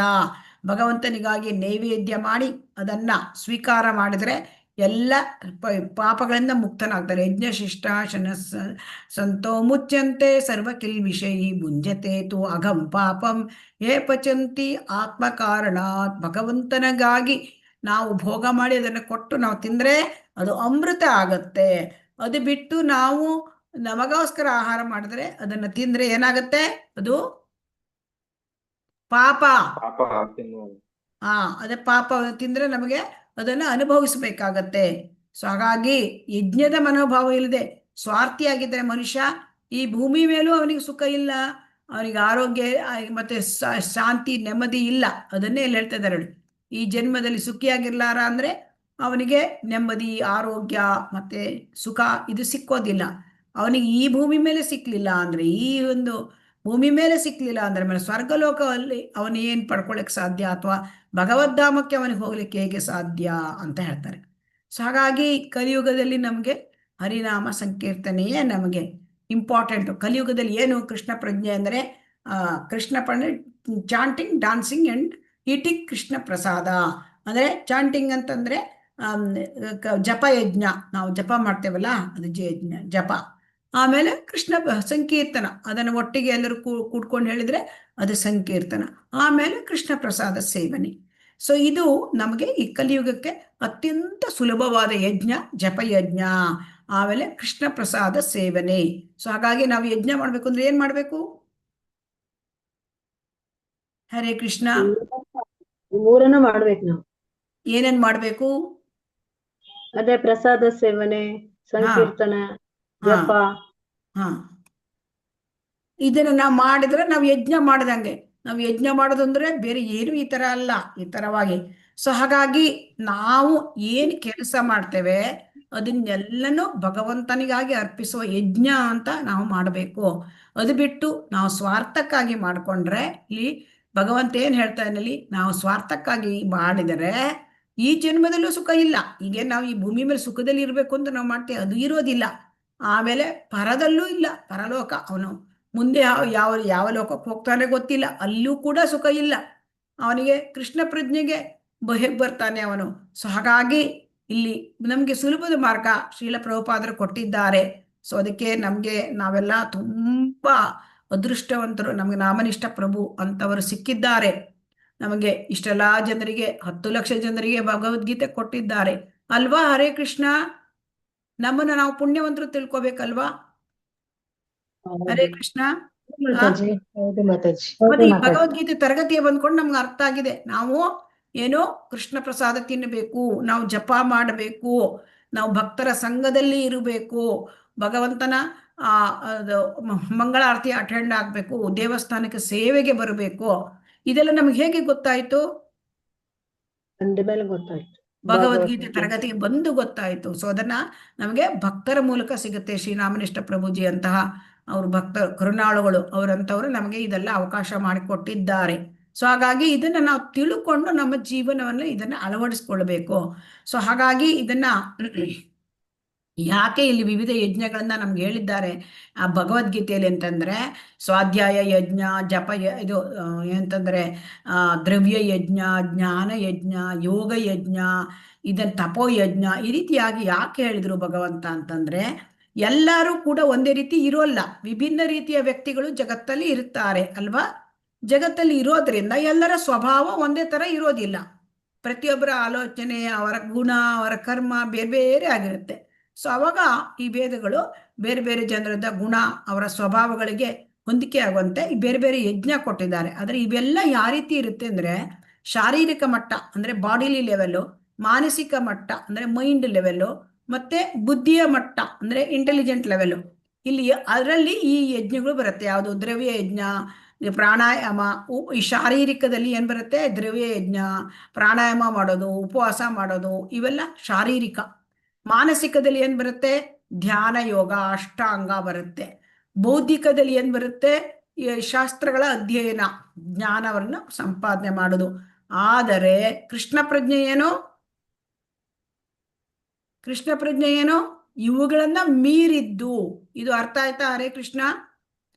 ಶರೀರ, ಮನಸ್ಸು, ಬುದ್ಧಿ ಇದನ್ನ ಮೀರಿದ್ದು ಈ ಕೃಷ್ಣ ಪ್ರಜ್ಞೆ. ಸೊ ಹಾಗಾಗಿ ನಮಗೆ ಇಲ್ಲಿ ಕೃಷ್ಣ ಪ್ರಜ್ಞೆಗೆ ಬರ್ಲಿಕ್ಕೆ ಇವು ಸಹಾಯ ಮಾಡುತ್ತೆ ಈ ಯಜ್ಞಗಳು. ಅಂದ್ರೆ ಕೆಲವರು ಈ ದ್ರವ್ಯ ಯಜ್ಞ ಮಾಡೋದು, ಪ್ರಾಣಾಯಾಮ ಮಾಡೋರು, ಕೆಲವರು ಈ ಚಾತುರ್ಮಾಸ್ಯ ಮಾಡೋದು, ಕೆಲವರು ಧ್ಯಾನ ಯೋಗ ಮಾಡೋದು, ಅಷ್ಟಾಂಗ ಯೋಗ ಮಾಡೋದು, ಪತಂಜಲಿ ಅಷ್ಟಾಂಗ ಯೋಗ, ಆಮೇಲೆ ಈ ಶಾಸ್ತ್ರ ಅಧ್ಯಯನ ಮಾಡೋದು. ಅಂದ್ರೆ ಎಲ್ಲ ಈ ಜ್ಞಾನಿಗಳು ಇವರೆಲ್ಲ ಈ ಎಲ್ಲವೂ ಕೂಡ ನಮ್ಮನ್ನ ಕೃಷ್ಣ ಪ್ರಜ್ಞೆ ಮಟ್ಟಕ್ಕೆ ತರುತ್ತದೆ, ಭಕ್ತಿಗೆ ತರುತ್ತದೆ. ಆದರೆ ಭಕ್ತಿಗೆ ನಾವು ಬಂದ ಹೊರತು ನಮಗೆ ಭಗವಂತ ಸಿಕ್ಕೋದಿಲ್ಲ. ಸೊ ಅದರಿಂದ ಕೇವಲ ಈ ದ್ರವ್ಯ ಯಜ್ಞ, ಈ ಜ್ಞಾನ ಯಜ್ಞ, ತಪೋ ಯಜ್ಞ ಇದರಿಂದ ನಮಗೆ ಏನಾಗುತ್ತೆ? ಭಕ್ತಿಗೆ ಬರಬಹುದು ಅಷ್ಟೇ.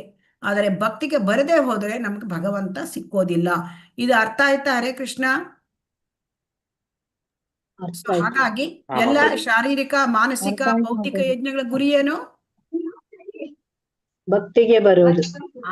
ಭಕ್ತಿಗೆ ಬರಬಹುದು. ಸೊ ಭಕ್ತಿಗೆ ಬಂದಾಗ ನಮಗೆ ಭಗವಂತನ ಬಗ್ಗೆ ನಾವು ಭಕ್ತಿಯಲ್ಲಿ, ಸೇವೆಯಲ್ಲಿ ನಮ್ಮನ್ನು ತೊಡಗಿಸಿಕೊಂಡಾಗ ನಮಗೆ ಏನಾಗುತ್ತೆ? ನಾವು ಭಗವಂತನ ಲೋಕಕ್ಕೆ ಹೋಗ್ಲಿಕ್ಕೆ ಸಾಧ್ಯ. ಅಂದ್ರೆ ಸಂಘ, ಸಾಧನ, ಸೇವೆ ಅಂತ ಈ ರೀತಿಯಾಗಿ ನಾವು ತಿಳ್ಕೊಳ್ಬೇಕು. 32ನೇ ಶ್ಲೋಕ ನೋಡೋಣ. ಹರೇ ಕೃಷ್ಣ. ಮಾತಾಜಿ, ನಾಗವೇಣಿ ಮಾತಾಜಿ ಇದ್ದಾರಾ? ಹರೇ ಕೃಷ್ಣ ಮಾತಾಜಿ. ಹರೇ ಕೃಷ್ಣ. ಹರೇ ಕೃಷ್ಣ ಮಾತಾಜಿ. ನಾಗವೇಣಿ ಮಾತಾಜಿ ಇದ್ದಾರಾ? ಹರೇ ಕೃಷ್ಣ ಮಾತಾಜಿ ಇದ್ದಾರಾ? ನಾಗವೇಣಿ ಮಾತಾಜಿ ಇದ್ದಾರೆ ಮಾತಾಜಿ, ಇದ್ದಾರೆ. ಸೈಲೆಂಟ್ ಆಗಿದ್ದಾರೆ ಅವರು. ಓಕೆ, ಹರೇ ಕೃಷ್ಣ. ಈಗ ನಾವು ಈ 32ನೇ ಶ್ಲೋಕ ನೋಡೋಣ. 32ನೇ ಶ್ಲೋಕದಲ್ಲಿ ಏನ್ ಹೇಳ್ತಾರೆ? ಈ ಎಲ್ಲ ಬಗೆಯ ಯಜ್ಞಗಳನ್ನು ವೇದಗಳು ಒಪ್ಪುತ್ತವೆ, ಆದರೆ ಅವೆಲ್ಲ ಬೇರೆ ಬೇರೆ ಬಗೆಗಳ ಕರ್ಮದಿಂದ ಹುಟ್ಟಿದವು. ಹೀಗೆಂದು ತಿಳಿದುಕೊಂಡರೆ ನೀನು ಮೋಕ್ಷವನ್ನು ಪಡೆಯುತ್ತೀಯೇ. ಅಂದ್ರೆ ಎಲ್ಲವನ್ನು ಯಜ್ಞ ಒಪ್ಕೊಳ್ತದೆ, ಇದು ವೇದಗಳು ಒಪ್ಕೊಳ್ತದೆ. ಈ ಸ್ವಾಧ್ಯಾಯ ಯಜ್ಞ, ತಪಯಜ್ಞ, ದ್ರವ್ಯ ಯಜ್ಞ, ಜ್ಞಾನ ಯಜ್ಞ, ಯೋಗ ಯಜ್ಞ, ಈ 5 ರೀತಿಯ ಯಜ್ಞಗಳು ಇದನ್ನು ಒಪ್ಕೊಳ್ಳುತ್ತೆ. ಯಾಕಂದ್ರೆ ಬೇರೆ ಬೇರೆ ರೀತಿ ಜನ ಇದ್ದಾರೆ ಅಂತ. ಸೊ ಆದರೆ ಯಜ್ಞಗಳ ಅಂತಿಮ ಗುರಿ ದಿವ್ಯ ಜ್ಞಾನ, ಭಕ್ತಿಗೆ ಬರೋದು ಯಜ್ಞಗಳ ಅಂತಿಮ ಗುರಿ. ಸೊ ಹಾಗಾಗಿ ಇದರ ಗುರಿ ಏನು? ನಾನು ಯಾರು, ನಾನು ಯಾರು, ಭಗವಂತ ಯಾರು, ಭಗವಂತನ ಜೊತೆ ನನ್ನ ಸಂಬಂಧ ಏನು, ಇದು ದಿವ್ಯ ಜ್ಞಾನ. ಇದೇನ್ ಜ್ಞಾನ? ಹರೇ ಕೃಷ್ಣ. ನಾನು ಯಾರು, ಭಗವಂತ ಯಾರು, ಭಗವಂತ ನಿತ್ಯ ನಿರಂತರ ಸೇವಕ ನಾನು ದೇಹ ಅಲ್ಲ, ನಾನು ಆತ್ಮ, ನಾನು ಭಗವಂತನ ಸೇವಕ. ಇದು ಜ್ಞಾನವನ್ನ ಪಡ್ಕೊಳ್ಬೇಕಂತೆ. ಇದು ಜ್ಞಾನ, ದಿವ್ಯ ಜ್ಞಾನ. ಸೊ ಹಾಗಾಗಿ ಇಲ್ಲಿ ನಾವೇನು ದ್ರವ್ಯ ಯಜ್ಞ, ಹಣ, ಧಾನ್ಯ, ವಸ್ತು ದಾನ ಮಾಡೋದು, ಹೋಮ ಮಾಡೋದು, ಯಾಗ ಮಾಡೋದು, ಇದೆಲ್ಲವೂ ಕೇವಲ ಲೌಕಿಕ ಧಾರ್ಮಿಕ ಕ್ರಿಯೆ ಆಗಿಬಿಡುತ್ತೆ. ಅದರಿಂದ ಆಧ್ಯಾತ್ಮಿಕ ಉನ್ನತಿ ಆಗೋದಿಲ್ಲ. ಸೊ ಅದರಿಂದ ಈ ಕೆಲವರು ಈಗ ಹೋಮ ಯಜ್ಞ ಮಾಡ್ತಾರೆ, ಆದರೆ ಅದರಲ್ಲಿ ಸ್ವಾರ್ಥ ಇರುತ್ತೆ ಅಲ್ವಾ? ಹರೇ ಕೃಷ್ಣ. ನನಗೆ ಅದು ಬೇಕು, ಇದು ಬೇಕು ಅಂತ ಏನೋ ಒಂದು ಉದ್ದೇಶ ಇಟ್ಕೊಂಡು ಮಾಡ್ತಾರೆ ಅಲ್ವಾ? ಹೌದು ಮಾತಾಜಿ. ಮತ್ತೆ ಇಲ್ಲಿ ನೋಡಿ, ಜ್ಞಾನ ಯಜ್ಞವನ್ನು ನಾವು ಯಾವ್ದಕ್ ಬಳಸ್ಕೊಳ್ಬೇಕು ಅಂದ್ರೆ ಭಗವಂತನ ಬಗ್ಗೆ ಜ್ಞಾನ, ದಿವ್ಯ ಜ್ಞಾನ ಪಡ್ಕೊಳ್ಳಿಕ್ಕಾಗಿ ಬಳಸ್ಕೊಳ್ಬೇಕು. ಕೃಷ್ಣ ಪ್ರಜ್ಞೆಯ ಜಾಗೃತಿ ಮಾಡ್ಕೊಳ್ಳಿಕ್ಕಾಗಿ ನಾವು ಬಳಸ್ಕೊಳ್ಬೇಕು. ಆವಾಗ ನಮಗೆ ಆಧ್ಯಾತ್ಮಿಕ ಸಾಕ್ಷಾತ್ಕಾರ ಆಗತ್ತೆ. ಸೊ ಹಾಗಾಗಿ ಇಲ್ಲಿ ಎಲ್ಲವೂ ಕೂಡ ಇಲ್ಲೆಲ್ಲ ಯಜ್ಞವೂ ಕೂಡ ಜ್ಞಾನೇ ಪರಿಸಮಾಪ್ಯತೆ, ಜ್ಞಾನದಲ್ಲಿ ಬರುತ್ತೆ. ಸೊ ಹಾಗಾಗಿ ಭಗವಂತನ ಎಲ್ಲವನ್ನು ಕೂಡ ದೇಹದಿಂದ ಬಿಡುಗಡೆ ಪಡ್ಕೊಳ್ಳಿಕ್ಕೆ ಹೇಳಿದೆ. ಈ ಎಲ್ಲ ಯಜ್ಞಗಳನ್ನು ನಮಗೆ ಈ ಜನ್ಮ ಮೃತ್ಯು ಜರ ವ್ಯಾಧಿ ಇದರಿಂದ ತಪ್ಪಿಸ್ಕೊಳ್ಳಿಕ್ಕೆ ಹೇಳಿದ್ದಾರೆ. ಆದರೆ ಈ ಎಲ್ಲ ಯಜ್ಞಗಳಿಂದ ನಾವು ಕೃಷ್ಣ ಪ್ರಜ್ಞೆಯ ಭಕ್ತಿ ಯೋಗಕ್ಕೆ ಬರಬೇಕು, ಅದು ಮುಖ್ಯವಾದದ್ದು. ಹಾಗಾಗಿ ಕೃಷ್ಣ ಪ್ರಜ್ಞೆಯಲ್ಲಿ ಯಾರು ನೆಲೆಸಿರ್ತಾರೆ ಅವನಿಗೆ ಜ್ಞಾನ ಯಜ್ಞ, ದ್ರವ್ಯ ಯಜ್ಞ ಎರಡೂ ಒಂದೇ. ಇಲ್ಲಿ ದ್ರವ್ಯ ಯಜ್ಞ ಅಂದ್ರೆ ನಾವು ಭಗವಂತನ ದೇವಸ್ಥಾನಕ್ಕೆ ನಾವು ವಿವಿಧ ಕಾರ್ಯಕ್ರಮಗಳಿಗೆ ನಾವು ಹಣವನ್ನು ಕೊಡ್ತಕ್ಕಂಥದ್ದು, ಅಥವಾ ನಾವು ಈ ಭಕ್ತಿ ಪುಸ್ತಕಗಳನ್ನು ಕೊಂಡ್ಕೊಳ್ಳಿಕ್ಕೆ, ಸೊ ಅದನ್ನ ನಾವು ಅದಕ್ಕೆ ಸಹಾಯ ಮಾಡೋದು, ಅಥವಾ ನಾವು ಜ್ಞಾನ ಯಜ್ಞ ಅಂದ್ರೆ ಈ ಭಗವದ್ಗೀತೆ ಭಾಗವತ ಇದನ್ನ ನಾವು ಕೇಳೋದು. ಹಾಗಾಗಿ ಭಕ್ತಿಯಲ್ಲಿ ಈ ಎಲ್ಲ ಯಜ್ಞಗಳು ಒಂದೇ. ಇದು ಅರ್ಥ ಆಯ್ತಾ? ಹರೇ ಕೃಷ್ಣ. ಆಯ್ತು ಹಾ ಮಾತಾಜಿ. ಮಾತಾಜಿ. ಹಾ, ಸೊ ಹಾಗಾಗಿ ಭಗವಂತನ ಭಕ್ತನು ಮಾಡುವ ಪ್ರತಿಯೊಂದು ಕೆಲಸ ಕೂಡ, ಆದರೆ ದೇವಸ್ಥಾನ ಸ್ವಚ್ಛಗೊಳಿಸುವುದು, ಭಕ್ತಿಯಲ್ಲಿ ಪ್ರಚಾರ ಮಾಡೋದು, ಅದೆಲ್ಲವೂ ಕೂಡ ಈ ದಿವ್ಯ ಜ್ಞಾನ. ಯಾವ ದಿವ್ಯ ಜ್ಞಾನ? ನಾನು ದೇಹ ಅಲ್ಲ, ನಾನು ಆತ್ಮ, ನಾನು ಭಗವಂತನ ಸೇವಕ, ನಾನು ಸೇವೆ ಮಾಡೋದೇ ನನ್ನ ಅಂತಿಮವಾದ ಗುರಿ, ಅದು ನನ್ನ ಕೆಲಸ. ಇದ್ರ ಮೇಲೆ ನಾವು ನಿಂತ್ಕೊಂಡು ಭಗವಂತನ ಸೇವೆ ಮಾಡೋದು, ಪ್ರಚಾರ ಮಾಡೋದೆಲ್ಲ, ಇದು ತುಂಬಾ ಮುಖ್ಯವಾದದ್ದು. ಈ ಶ್ಲೋಕ ಬರುತ್ತೆ. ಹಾ, ಇಲ್ಲಿ ಬಂದೆ. ಇದು ಯಾವುದಿದು? 33ನೇ ಶ್ಲೋಕ. ಶತ್ರುಗಳನ್ನು ದಂಡಿಸುವ ಅರ್ಜುನನೇ, ದ್ರವ್ಯಮಯ ಯಜ್ಞ ಮಾಡುವುದಕ್ಕಿಂತ ಜ್ಞಾನ ಯಜ್ಞವು ಉತ್ತಮವಾದರೂ ಪಾರ್ಥ, ಎಲ್ಲ ಯಜ್ಞ ಕರ್ಮವು ದಿವ್ಯ ಜ್ಞಾನದಲ್ಲಿ ಪರಿಸಮಾಪ್ತವಾಗುತ್ತದೆ. ಅಂದ್ರೆ ಏನು ಅರ್ಥ? ನೀವು ದ್ರವ್ಯ ಯಜ್ಞ ಮಾಡಿ, ನೀವು ಜ್ಞಾನ ಯಜ್ಞ ಮಾಡಿ, ಅದೇ ಎಲ್ಲಾ ಯಜ್ಞ ಕರ್ಮವು ಕೃಷ್ಣ ಪ್ರಜ್ಞೆಯಲ್ಲಿ ಪರಿಸಮಾಪ್ತಿ ಆಗತ್ತೆ. ಅಂದ್ರೆ ಇದ್ರ ಎಲ್ಲರ ಉದ್ದೇಶ ಏನಾಗ್ಬೇಕು? ಎಲ್ಲ ಯಜ್ಞಗಳ ಗುರಿ ಕೃಷ್ಣ. ಹಾಗಾಗಿ ಸಂಪೂರ್ಣ ಜ್ಞಾನ, ಇದು ಸಂಪೂರ್ಣ ಜ್ಞಾನ ಅಂತಂದ್ರೆ ಏನು? ಭಕ್ತಿ ಸೇವೆಯ ಸಂಪೂರ್ಣ ಜ್ಞಾನ. ಸಂಪೂರ್ಣ ಜ್ಞಾನ ಅಂದ್ರೆ ಏನು ತಿಳ್ಕೊಳ್ಬೇಕು. ನಾನು ದೇಹ ಅಲ್ಲ, ನನ್ನ ಆತ್ಮ, ಇದು ಸಂಪೂರ್ಣ ಜ್ಞಾನ ಅಲ್ಲ. ನಾನು ದೇಹ ಅಲ್ಲ, ನನ್ನ ಆತ್ಮ ಆದ್ರೆ ನನ್ನ ಆತ್ಮದ ಕರ್ತವ್ಯ ಏನು? ಭಗವಂತನ ಭಕ್ತಿ ಸೇವೆ, ಅದು ಸಂಪೂರ್ಣ ಜ್ಞಾನ. ಇದು ಅರ್ಥ ಆಯ್ತಾ? ಹರೇ ಕೃಷ್ಣ. ಹರೇ ಕೃಷ್ಣ. ಹರೇ ಹಾ ಕೃಷ್ಣ ಮಾತಾಜಿ. ಮಾತಾಜಿ, ಅರ್ಥ ಆಯ್ತು ಮಾತಾಜಿ. ಹಾ, ಅಂತಿಮವಾಗಿ ಕೃಷ್ಣ ಪ್ರಜ್ಞೆಯಲ್ಲಿ ಭಗವಂತನ ಪ್ರೇಮ ಪೂರ್ವಕ ದಿವ್ಯ ಸೇವೆಯಲ್ಲಿ ನಿರತನಾಗುವುದು, ಇದು ಸಂಪೂರ್ಣ ಜ್ಞಾನ. ಗೊತ್ತಾಯ್ತಾ? ಈ ಸಂಪೂರ್ಣ ಜ್ಞಾನ ಅಂದ್ರೆ ಕೃಷ್ಣ ಪ್ರಜ್ಞೆನ ಭಗವಂತನ ಪ್ರೇಮ ಪೂರ್ವಕ ದಿವ್ಯ ಸೇವೆಯಲ್ಲಿ ನಿರತನಾಗುವುದು. ಸೊ ಹಾಗಾಗಿ ಇಲ್ಲಿ ಏನ್ ಹೇಳ್ತಾ ಇದ್ದಾರೆ? ಇದನ್ನ ನಾವು ಕೊನೆಗೆ ಭಕ್ತಿಗೆ ಬರಬೇಕು ಅಂತ ಹೇಳ್ತಾ ಇದ್ದಾರೆ. ಹಾಗಾಗಿ ಏನ್ ಹೇಳ್ತಾರೆ? ಜ್ಞಾನವನ್ನು ಪಡೆಯದೆ ಮಾಡಿದ ಯಜ್ಞಗಳು ಐಹಿಕ ನೆಲೆಯಲ್ಲಿ ಉಳಿಯುತ್ತವೆ.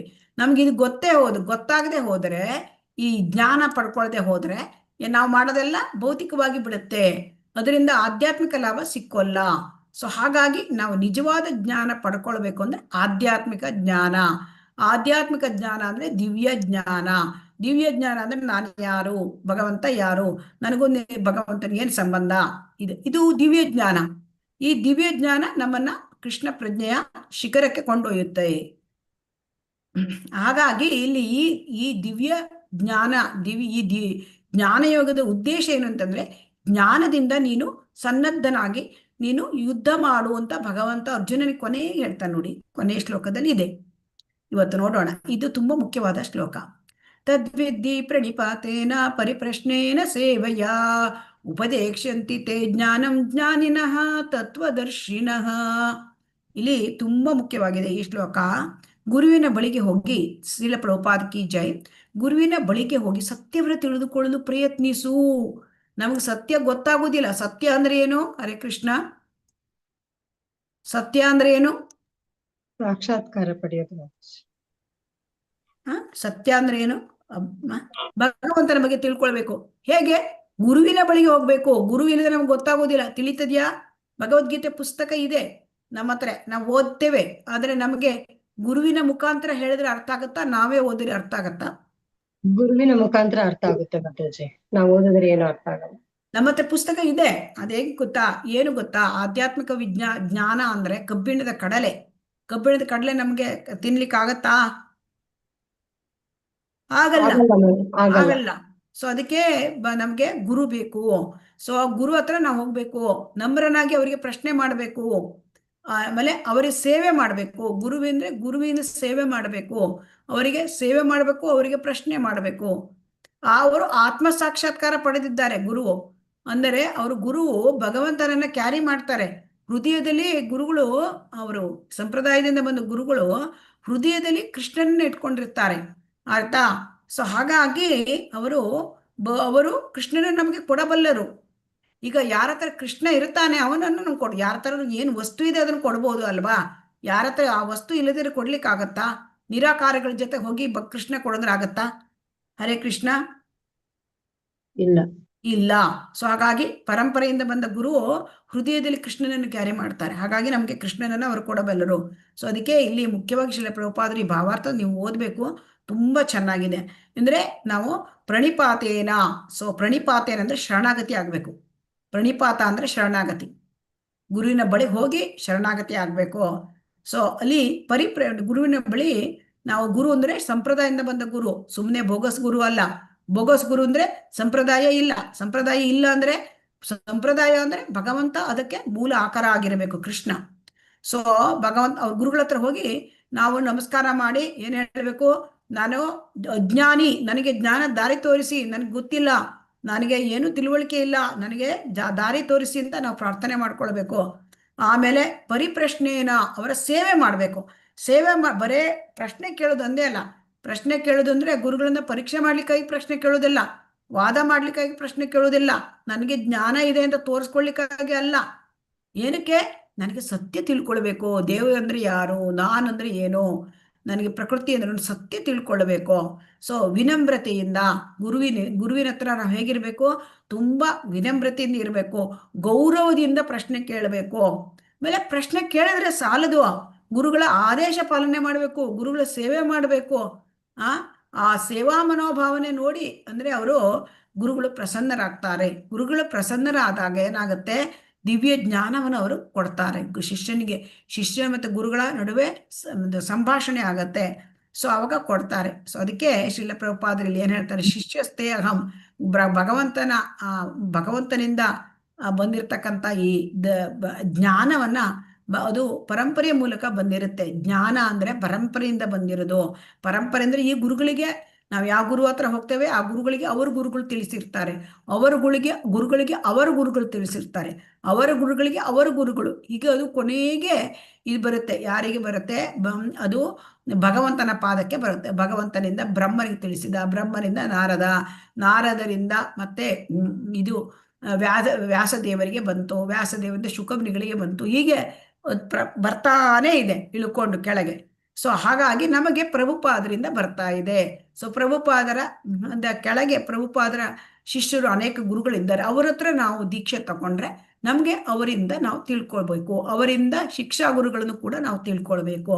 ಸೊ ಹಾಗಾಗಿ ಇಲ್ಲಿ ಏನ್ ಹೇಳ್ತಾರೆ ಅಂದ್ರೆ, ಭಗವಂತನಿಗೆ ಅರ್ಜುನ ನೇರ ಉಪದೇಶ ಮಾಡಿದ, ಆದ್ರೆ ನಮಗೆ ಅದೇ ಪರಂಪರೆಯಲ್ಲಿ ಬಂದಿರತಕ್ಕಂಥ ಗುರುಗಳು. ಸೊ ಹಾಗೆ ಅವ್ರ ಹತ್ರ ನಾವು ತಿಳ್ಕೊಳ್ಬೇಕು, ಶಿಕ್ಷಾ ಗುರುಗಳು, ದೀಕ್ಷಾ ಗುರುಗಳು. ನಾವು ಸುಮ್ಮನೆ ಬ್ಲೈಂಡ್ ಫಾಲೋ ಮಾಡಬಾರ್ದು, ಅಂಧಶ್ರದ್ಧೆ ಇರಬಾರ್ದು. ಅಂದ್ರೆ ಸುಮ್ಮನೆ ನಮಗ್ ಗೊತ್ತಿಲ್ಲ ಆದ್ರೆ ಕಣ್ಣು ಮುಚ್ಕೊಂಡು ಒಪ್ಕೊಂಡು ಹೋಗೋದು, ಹೀಗಿರ್ಬಾರ್ದಂತೆ. ನಮಗ್ ಗೊತ್ತಿಲ್ಲ, ನಾವು ಬಾಯಿ ಬಿಟ್ಟು ಪ್ರಶ್ನೆ ಕೇಳಬೇಕು, ವಿನಮ್ರತೆಯಿಂದ. ಒಂದು ಗುರುವನ್ನ ಟೆಸ್ಟ್ ಮಾಡ್ಲಿಕ್ಕಲ್ಲ, ಅಥವಾ ನಮಗೆ ಜ್ಞಾನ ಹೆಚ್ಚಿದೆ ಅಂತ ತೋರ್ಸ್ಕೊಳ್ಲಿಕ್ಕಲ್ಲ. ಕೆಲವರು ಏನ್ ಮಾಡ್ತಾರೆ, ನನ್ನ ಜ್ಞಾನವನ್ನ ತೋರ್ಸ್ಕೋಬೇಕು ಅಂತ ಮಾಡ್ತಾರೆ. ಅದೆಲ್ಲ ಏನಾಗುತ್ತೆ, ಅದು ಒಂದು ರೀತಿ ಪ್ರತಿಷ್ಠೆ ಆಗತ್ತೆ. ಆಮೇಲೆ ತರ್ಕ ಮಾಡ್ಲಿಕ್ಕಿಲ್ಲ, ಒಣ ತರ್ಕ ವಾದ ಇದನ್ನ ಗುರುವಿನ ಹತ್ರ ಮಾಡ್ಲಿಕ್ಕಿಲ್ಲ. ಸೊ ಈ ರೀತಿ ದಿವ್ಯ ಜ್ಞಾನ ಹೇಳೋದು, ಅದನ್ನ ಪಡ್ಕೊಳ್ಳೋದು ಅಂತಂದ್ರೆ ಗುರುವಿನಿಂದ ಪಡ್ಕೊಳ್ಳೋದು, ವಿನಮ್ರತೆಯಿಂದ ಅವರಿಗೆ ಶರಣಾಗತಿ ಆಗ್ಬೇಕು. ಶರಣಾಗತಿ ಆದ್ರೂ ಒಂದೇ ಅಲ್ಲ, ಅವರ ಸೇವೆ ಮಾಡಬೇಕು. ಸೇವೆ ಮಾಡಿ ಆ ಗುರುವಿನ ಕಡೆ ಪ್ರಶ್ನೆ ಕೇಳಬೇಕು. ಗುರುವಿನ ಕೃಪೆ ಇಲ್ಲದೆ ಭಗವಂತನನ್ನ ಅರ್ಥ ಮಾಡ್ಕೊಳಕ್ ಸಾಧ್ಯ ಇಲ್ಲ. ಅದಕ್ಕೆ ಹೇಳ್ತಾರೆ, ಗುರುವಿನ ಗುಲಾಮನಾಗದ ತನಕ ದೊರೆಯದಣ್ಣ ಮುಕುತಿ ಅಲ್ವಾ, ಹೇಳಿದ್ದಾರಲ್ವಾ ಗಾದೆ. ಹರೇ ಕೃಷ್ಣ. ಎಸ್ ಮಾತಾಜಿ. ಹಾಗಾಗಿ ಗುರುವಿನ ಪರಂಪರೆಯಿಂದ ಬಂದ ಗುರುವನ್ನ ನಾವು ಆರಿಸ್ಕೊಳ್ಬೇಕು. ಈಗ ಏನ್ ಹೇಳ್ತಾರೆ 35ನೇ ಶ್ಲೋಕ. ಮಾತಾಜಿ ಇದ್ದಾರಾ? ನಾಗವೇಣಿ ಮಾತಾಜಿ, ಹರೇ ಕೃಷ್ಣ. ತುಂಬಾ ಸಮಯದಿಂದ ನೋಡ್ತಾ ಇದ್ದೇನೆ. ಹರೇ ಕೃಷ್ಣ. ಮಾತಾಜಿ ಏನು ಮ್ಯೂಟ್ ಆಗೇ ಇದ್ದಾರೆ. ಓಕೆ, ಶ್ಲೋಕ 35ರಲ್ಲಿ ಏನ್ ಹೇಳ್ತಾರೆ ಅಂದ್ರೆ, ಈ ಸಾಕ್ಷಾತ್ಕಾರ ಪಡೆದ ಆತ್ಮನಿಂದ ನಿಜವಾದ ಜ್ಞಾನವನ್ನು ನೀನು ಪಡೆದರೆ ಮತ್ತೆ ಇಂತಹ ಮೋಹಕ್ಕೆ ನೀನು ಎಂದೂ ಸಿಲುಕೋದಿಲ್ಲ. ಏಕೆಂದರೆ ಈ ಜ್ಞಾನವು ಲಭ್ಯವಾದಾಗ ಎಲ್ಲ ಜೀವಿಗಳು ಪರಮಪ್ರಭುವಿನ ಅಂಶಗಳೇ. ಇತರ ಮಾತುಗಳಲ್ಲಿ ಹೇಳುವುದಾದರೆ ಅವರೆಲ್ಲ ನನ್ನವರೇ ಎನ್ನುವುದನ್ನು ನೀನು ಕಾಣ್ತೀಯ. ಭಗವಂತ ಏನ್ ಹೇಳ್ತಾನೆ, ಸಾಕ್ಷಾತ್ಕಾರ ಪಡೆದ ಆತ್ಮ ಅಂದ್ರೆ ಗುರುಗಳು, ಸಂಪ್ರದಾಯದ ಗುರುಗಳು. ಅವರು ಸಾಕ್ಷಾತ್ಕಾರ ಪಡ್ಕೊಂಡಿರ್ತಾರೆ, ಅವರಿಂದ ನಾವು ಜ್ಞಾನವನ್ನು ಪಡ್ಕೊಳ್ಬೇಕು. ಅವಾಗ ನಮಗೆ ಯಾವ ಮೋಹ, ಈ ನಾನು ನನ್ನದು ಎಂಬ ಮೋಹ, ಇದು ನಾನು, ಇವರು ನನ್ನವರು, ಇದು ನಾವು ಸಿಲುಕುವುದಿಲ್ಲಂತೆ, ಅದರಿಂದ ಹೊರಗೆ ಬರ್ತೇವೆ. ಸೊ ಅರ್ಜುನ ಏನ್ ಹೇಳ್ದ, ಯುದ್ಧ ಭೂಮಿಯಲ್ಲಿ ಬಂಧು ಮಿತ್ರರನ್ನು ನೋಡ್ಕೊಂಡು, ಇವ್ರಿಗೂ ಗುರುಗಳು ನಂದು, ನಾನು ದ್ರೋಣಾಚಾರ್ಯನ ಹೇಗೆ ಕೊಲ್ಲಲಿ, ಇವ್ನು ನನ್ನ ಅಜ್ಜ ಪಿತಾಮಹ ಭೀಷ್ಮ, ಇವ್ರನ್ನ ನಾನು ಹೇಗೆ ಕೊಲ್ಲಲಿ, ಹೀಗೆಲ್ಲ ಕೇಳ್ದ. ಇವ್ರು ಸತ್ತರ ನನಗೆ ಸುಖ ಇಲ್ಲ, ಇವರೆಲ್ಲ ನನ್ನ ಬಂಧುಗಳು, ಕೌರವರು, ಸ್ನೇಹಿತರು, ಇವ್ರು ಸತ್ತರೆ ಅಂದ್ರೆ ಇದು ದೇಹಾತ್ಮ ಬುದ್ಧಿ, ದೇಹ ಬುದ್ಧಿ. ಸೊ ಇದು ಭೌತಿಕ ವ್ಯಾಮೋಹ. ನೀನು ಜ್ಞಾನ ಪಡ್ಕೊಂಡ್ರೆ ಗುರುಗಳಿಂದ ನಿನಗೆ ದಿವ್ಯ ಜ್ಞಾನ ಸಿಕ್ಕತ್ತೆ. ಆಗ ನೀ ದೇಹ ಅಲ್ಲ, ನೀನು ನೀನು ಭಗವಂತನ ನಿತ್ಯ ನಿರಂತರ ನೀನು ಸೇವಕ, ನೀನು ಆತ್ಮ, ಭಗವಂತನ ನಿತ್ಯ ದಾಸ. ಈ ಜ್ಞಾನ ಗುರುವಿನಿಂದ ನಮಗೆ ಸಿಕ್ಕತ್ತೆ. ಸೊ ಆಗ ಈ ಜ್ಞಾನ ಬಂದಾಗ ಮನುಷ್ಯನು ಯಾವುದೇ ಪರಿಸ್ಥಿತಿಯಲ್ಲಿ ಧರ್ಮದಿಂದ ಹಿಂದೋಗುವುದಿಲ್ಲ. ಭ್ರಮೆಗೆ ಅಂತಂದ್ರೆ ಈ ಮಾಯೆಗೆ ಒಳಗಾಗೋದಿಲ್ಲ. ಇದು ಅರ್ಥ ಆಯ್ತಲ್ಲ? ಹರೇ ಕೃಷ್ಣ. ಆಯ್ತು ಈಗ ಮಾತಾಜಿ. ಎಲ್ಲಾ ಜೀವಿಗಳು ಒಂದೇ ಅಂತ ಗೊತ್ತಾಗತ್ತೆ. ಯಾಕಂತಂದ್ರೆ ಎಲ್ಲರೂ ಕೂಡ ಒಂದು ನಾಯಿಯೂ ಒಂದೇ, ಒಂದು ಆನೆಯೂ ಒಂದೇ, ಆಮೇಲೆ ಒಬ್ಬ ಚಾಂಡಾಲನೂ ಒಂದೇ, ಬ್ರಾಹ್ಮಣನೂ ಒಂದೇ. ವಿದ್ಯಾ ವಿನಯ ಸಂಪನ್ನೆ ಬ್ರಾಹ್ಮಣೇ ಗವ್ಯಸ್ತಿನಿ ಶುನಿ ಚ ಶ್ವಪಾಕೆ ಚ ಪಂಡಿತಾ ಸಮದರ್ಶಿನಃ. ಎಲ್ಲರನ್ನು ಒಂದೇ ರೀತಿಯಿಂದ ಕಾಣ್ತಾರೆ. ಯಾಕಂದ್ರೆ ಅವರೆಲ್ಲರೂ ನನ್ನವರೇ, ಎಲ್ಲರೂ ಭಗವಂತನ ಮಕ್ಕಳು. ಎಲ್ಲರೂ ಭಗವಂತನ ಮಕ್ಕಳಾದಾಗ ಅವರು ಎಲ್ಲರೂ ಕೂಡ ನನ್ನ ಅಣ್ಣ ತಮ್ಮ ಅಕ್ಕ ತಂಗಿ ಆಗ್ತಾರೆ ಅಲ್ವಾ? ಸೊ ಹಾಗಾಗಿ ಈಗ ಚಿನ್ನದ ಗಣಿಯಿಂದ ಒಂದು ಸಣ್ಣ ಚಿನ್ನದ ಕಣ ಇರುತ್ತೆ. ಅದು ಚಿನ್ನವೂ ಒಂದೇ, ಚಿನ್ನದ ಗಣಿಯಲ್ಲಿ ಇರ್ತಕ್ಕಂಥ ಒಂದು ಚಿನ್ನವೂ ಒಂದೇ. ಸೊ ಹಾಗಾಗಿ ಎಲ್ಲರೂ ಕೂಡ ಭಗವಂತನ ಅಂಶಗಳೇ. ಆದ್ದರಿಂದ ಎಲ್ಲರಲ್ಲೂ ನಾವು ಆತ್ಮ ಪರಮಾತ್ಮನ ಕಾಣ್ತೇವೆ. ಆವಾಗ ನಾವು ದೇಹವನ್ನು ನೋಡುವುದೇ ಇಲ್ಲ. ಸೊ ಹಾಗಾಗಿ ಆಗ ಏನಾಗತ್ತೆ, ಸಪೋಸ್ ಇನ್ನೊಂದು ನಾವು ತಿಳ್ಕೊಬೋದು. ಈಗ ನಾವು ನಮ್ಮ ಕಣ್ಣು, ಕೈ, ಕಾಲುಗಳು ಇವೆಲ್ಲ ದೇಹದ ಅವಿಭಾಜ್ಯ ಅಂಗಗಳು. ಈಗ ನಾವು ಆಹಾರವನ್ನು ಹೊಟ್ಟೆಗೆ ತೆಗೆದುಕೊಂಡ್ರೆ ಎಲ್ಲ ಕಡೆಗೂ ಶಕ್ತಿ ಹೋಗುತ್ತೆ ಅಲ್ವಾ? ಅದೇ ರೀತಿ ನಾವು ಭಗವಂತನ ಕೃಷ್ಣನ್ಗೆ ಸೇವೆ ಮಾಡಿದರೆ ಇಡೀ ಜಗತ್ತಿಗೆ ಅದು ತೃಪ್ತಿ ಆಗುತ್ತೆ. ಯಸ್ಮಿನ್ ತುಷ್ಟೇ ಜಗತ್ತು ಅಷ್ಟೇ. ಸೊ ಹಾಗಾಗಿ ಇಲ್ಲಿ ಏನ್ ಹೇಳ್ತಾ ಇದ್ದಾರೆ ಅಂತಂದ್ರೆ ಅಂದ್ರೆ ಈ ರೀತಿಯಾಗಿ ನೀನು ಈ ರೀತಿಯ ಜ್ಞಾನವನ್ನ ಗುರುವಿನಿಂದ ಪಡ್ಕೊಂಡ್ರೆ ನಾವು ಮೋಹದಿಂದ ಹೊರಬರ್ಲಿಕ್ಕೆ ಸಾಧ್ಯ. ಸೊ ಹಾಗಾಗಿ ದಿವ್ಯ ಜ್ಞಾನವನ್ನ ನಾವು ಗುರುವಿನಿಂದ ಪಡ್ಕೋಬೇಕು, ಸಂಪ್ರದಾಯದಿಂದ ಬಂದ ಗುರುವಿನಿಂದ ಪಡ್ಕೋಬೇಕು. ಯಾಕಂದ್ರೆ ದಿವ್ಯ ಜ್ಞಾನದ ಒಂದು ಮುಖ್ಯ ಒಂದು ಉದ್ದೇಶ ಅಂದ್ರೆ ಕೃಷ್ಣನನ್ನು ದೇವೋತ್ತಮ ಪರಮಪುರುಷ ಅಂತ ಒಪ್ಕೊಳ್ಳೋದು ಅಲ್ವಾ? ಅವನನ್ನು ಮತ್ತೆ ನಾವು ಅವನ ಸೇವಕ, ಇದನ್ನು ಒಪ್ಕೊಳ್ಳೋದು. ಈ ಜ್ಞಾನ ಬಂದಾಗ ಅರ್ಜುನ ಕಡೆಗೆ ಏನ್ ಹೇಳ್ತಾನೆ, ನನಗೆ ನಷ್ಟ ಮೋಹ ಸ್ಮೃತಿರ್ಲಬ್ಧ ಅಂತ ಹೇಳ್ಬಿಟ್ಟ. ಕರಿಷ್ಯೆ ವಚನಂ ತವ ಹೇಳಿದ ಅಲ್ವಾ? ಕೊನೆಗೆ ಅವನಿಗೆ ನನ್ನ ಮೋಹ ಎಲ್ಲ ನಷ್ಟ ಆಯ್ತು ಕೃಷ್ಣ, ನೀನು ಹೇಳಿದ್ದನ್ನೆಲ್ಲವನ್ನ ನಾನು ಒಪ್ಕೊಳ್ತೇನೆ, ನೀನು ಹೇಳಿದಾಗ ಮಾಡ್ತೇನೆ ಅಂತ ಹೇಳಿದ ಅಲ್ವಾ? ಸೊ ಹಾಗಾಗಿ ನಿಜವಾದ ಆಧ್ಯಾತ್ಮಿಕ ಜ್ಞಾನ ಅಂದ್ರೆ ಏನು ಅಂತಂದ್ರೆ ಜೀವಿ ಕೃಷ್ಣನ ನಿತ್ಯ ನಿರಂತರ ಸೇವಕ, ಅವನು ಜೀವಿ ಭಗವಂತನ ಅಂಶ, ಇದನ್ನ ತಿಳ್ಕೊಳ್ಬೇಕು. ಇದು ನಿಜವಾದ ಜ್ಞಾನ. ಈ ಜ್ಞಾನವನ್ನು ಯಾರು ತಿಳ್ಕೊಳ್ತಾನೆ ಅವನು ಸಂಸಾರದ ಈ ಮೋಹ ಜಾಲ ಅದರಿಂದ ಸಂಪೂರ್ಣವಾಗಿ ಈ ಮಾಯೆಯಿಂದ ಮುಕ್ತನಾಗ್ತಾನೆ ಅಂತ ಶ್ರೀಲ ಪ್ರಭುಪಾದ ನಮ್ಗೆ ಇದರಲ್ಲಿ ತಿಳಿಸ್ಕೊಡ್ತಾರೆ.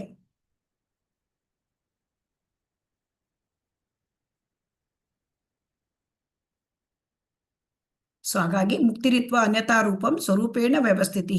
ಅಂದರೆ ಮುಕ್ತಿ ಅಂದ್ರೆ ಏನು? ಮುಕ್ತಿ ಅಂದ್ರೆ ಕೃಷ್ಣ ಪ್ರಜ್ಞೆಯಲ್ಲಿ ಭಗವಂತನ ನಿತ್ಯ ನಿರಂತರ ಸೇವಕನಾಗಿ ತನ್ನ ನಿಜ ಸ್ವರೂಪ ಅದರಲ್ಲಿ ಇರ್ತಕ್ಕಂಥದ್ದು. ಇದು 36ನೇ ಶ್ಲೋಕ ತುಂಬಾ ಮುಖ್ಯವಾದದ್ದು. ಅಪಿ ಛೇದಸಿ ಪಾಪೇಭ್ಯ ಸರ್ವೇಭ್ಯ ಪಾಪಕೃತ್ತಮಃ ಸರ್ವಂ ಜ್ಞಾನ ಪ್ಲವೇನ ಇವಾವೃಜಿನಂ ಸಂತರಿಷ್ಯಸಿ. ಅಂದರೆ ಶ್ರೀಲ ಪ್ರಭುಪಾದ ಕಿ ಜೈ ಅನುವಾದ, ಪಾಪಿಗಳಲ್ಲಿ ಪರಮ ಪಾಪಿ ಎಂದು ಪರಿಗಣಿತನಾಗಿದ್ದರೂ ನೀನು ಆಧ್ಯಾತ್ಮಿಕ ಜ್ಞಾನದ ದೋಣಿಯಲ್ಲಿ ಇದ್ದರೆ ದುಃಖ ಸಾಗರವನ್ನು ದಾಟಬಲ್ಲೆ. ಇದು ತುಂಬಾ ಮುಖ್ಯವಾದದ್ದು. ಅಂದ್ರೆ ಒಬ್ಬ ಒಂದು ದೊಡ್ಡ ಪಾಪಿ ಆಗಿರ್ಬೋದು, ಪರಮ ಪಾಪಿ ಆಗಿರ್ಬೋದು, ನೋ ಪ್ರಾಬ್ಲಮ್. ಆದ್ರೆ ಅವನು ಕೃಷ್ಣ ಪ್ರಜ್ಞೆಯ ಭಕ್ತಿ ಸೇವೆಗೆ ಬಂದರೆ, ಕೃಷ್ಣ ಪ್ರಜ್ಞೆಯ ದೋಣಿ ಒಳಗೆ ಕೂತ್ಕೊಂಡ್ರೆ ಈ ದುಃಖ ಸಾಗರ, ಈ ಭೌತಿಕ ಜಗತ್ತು ಹೇಳೋದು ದುಃಖದ ಸಮುದ್ರ ಅಂತೆ. ಈ ಭೌತಿಕ ಜಗತ್ತು ಏನದು? ದೊಡ್ಡ ಸಮುದ್ರ.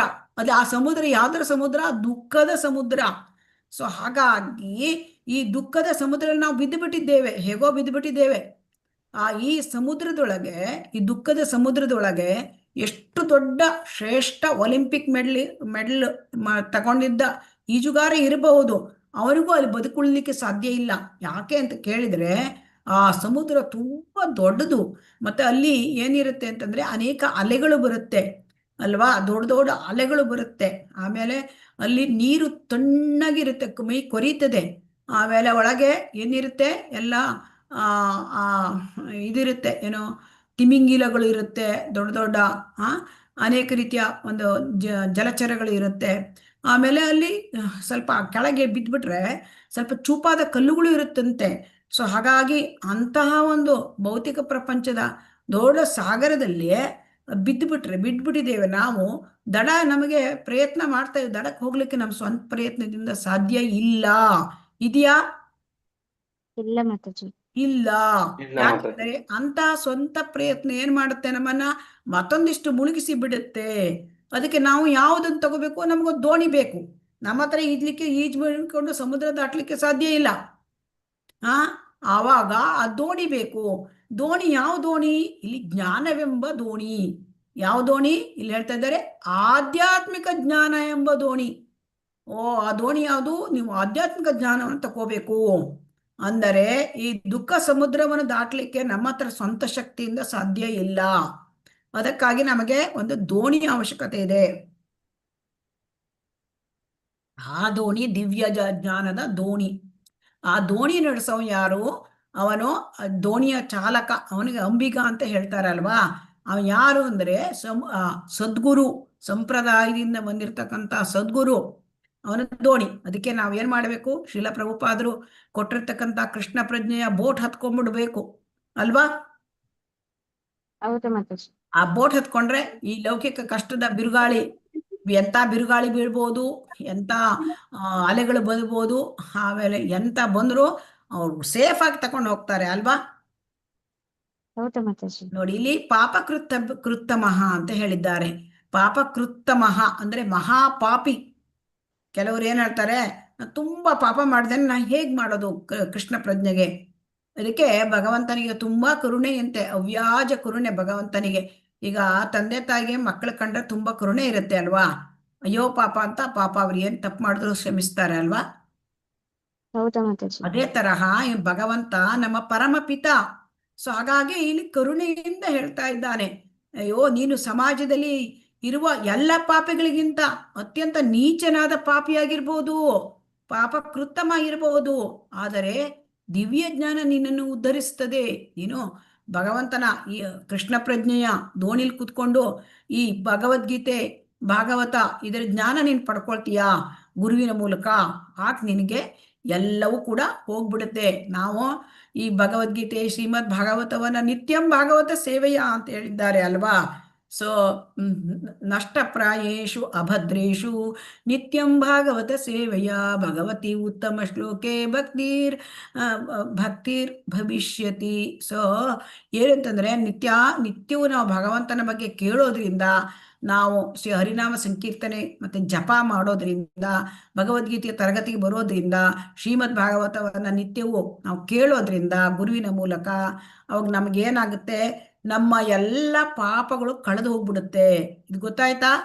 ಎಲ್ಲ ಪಾಪ ಕ್ರಿಯೆಗಳು ತನ್ನಿಂತಾನೇ ನಾಶವಾಗ್ಬಿಡುತ್ತೆ. ದೊಡ್ಡ ಪಾಪಿ, ಪರಮ ಪಾಪಿ ಆಗಿರ್ಬೋದು, ಆದರೆ ಅದನ್ನೆಲ್ಲ ಕರಗಿಸುವ ಶಕ್ತಿ ಈ ಕೃಷ್ಣ ಪ್ರಜ್ಞೆಗೆ ಇದೆ. ಭೌತಿಕ ಜಗತ್ತಲ್ಲಿ ಜನ ಏನ್ ಮಾಡ್ತಾರೆ, ತನ್ನ ಸ್ವರೂಪವನ್ನು ಮರ್ತ್ಕೊಂಡ್ಬಿಟ್ಟು ಅಜ್ಞಾನದಿಂದ ಇಂದ್ರಿಯ ಭೋಗದಲ್ಲಿ ತೊಡ್ಕೊಂಡ್ಬಿಟ್ಟಿರ್ತಾರೆ ಅಲ್ವಾ? ಆದರೆ ಯಾವಾಗ ಆ ಸಂಪ್ರದಾಯದ ಗುರುವಿನ ಮೂಲಕ ಗುರು ಕೃಷ್ಣ ಕೃಪಾ ಪಾಹೆ ಭಕ್ತಿಲತಾ ಬೀಜ, ಭಕ್ತಿಗೆ ಯಾರು ಬರ್ತಾನೆ, ಯಾರೋ ತಾನು ಕೃಷ್ಣನ ನಿತ್ಯ ಸೇವಕ ಅಂತ ಜ್ಞಾನ ಪಡ್ಕೊಳ್ತಾನೆ, ಆಗ ಅವನು ಭಕ್ತಿ ಸೇವೆಗೆ ಬಂದಾಗ ಅವನ ಪಾಪದ ಪ್ರಕ್ರಿಯೆಗಳೆಲ್ಲ ನಾಶವಾಗ್ಬಿಡುತ್ತೆ. ಅಂದ್ರೆ ದೊಡ್ಡ ಒಂದು ಹುಲ್ಲಿನ ರಾಶಿ ಇದೆ, ಅಲ್ಲೊಂದು ಸಣ್ಣ ಬೆಂಕಿ ಕಿಡಿ ಬಿದ್ರೆ ಏನಾಗುತ್ತೆ?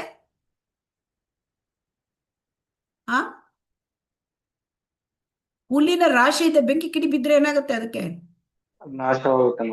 ಸುಟ್ಟು ಭಸ್ಮವಾಗತ್ತೆ. ಅದೇ ರೀತಿ ಆ ಹುಲ್ಲಿನ ರಾಶಿ ಅಂದ್ರೆ ಪಾಪಗಳ ರಾಶಿ, ಆದ್ರೆ ಬೆಂಕಿ ಕಿಡಿ ಅಂದ್ರೆ ಈ ಕೃಷ್ಣ ಪ್ರಜ್ಞೆಯ ಭಕ್ತಿ ಸೇವೆ.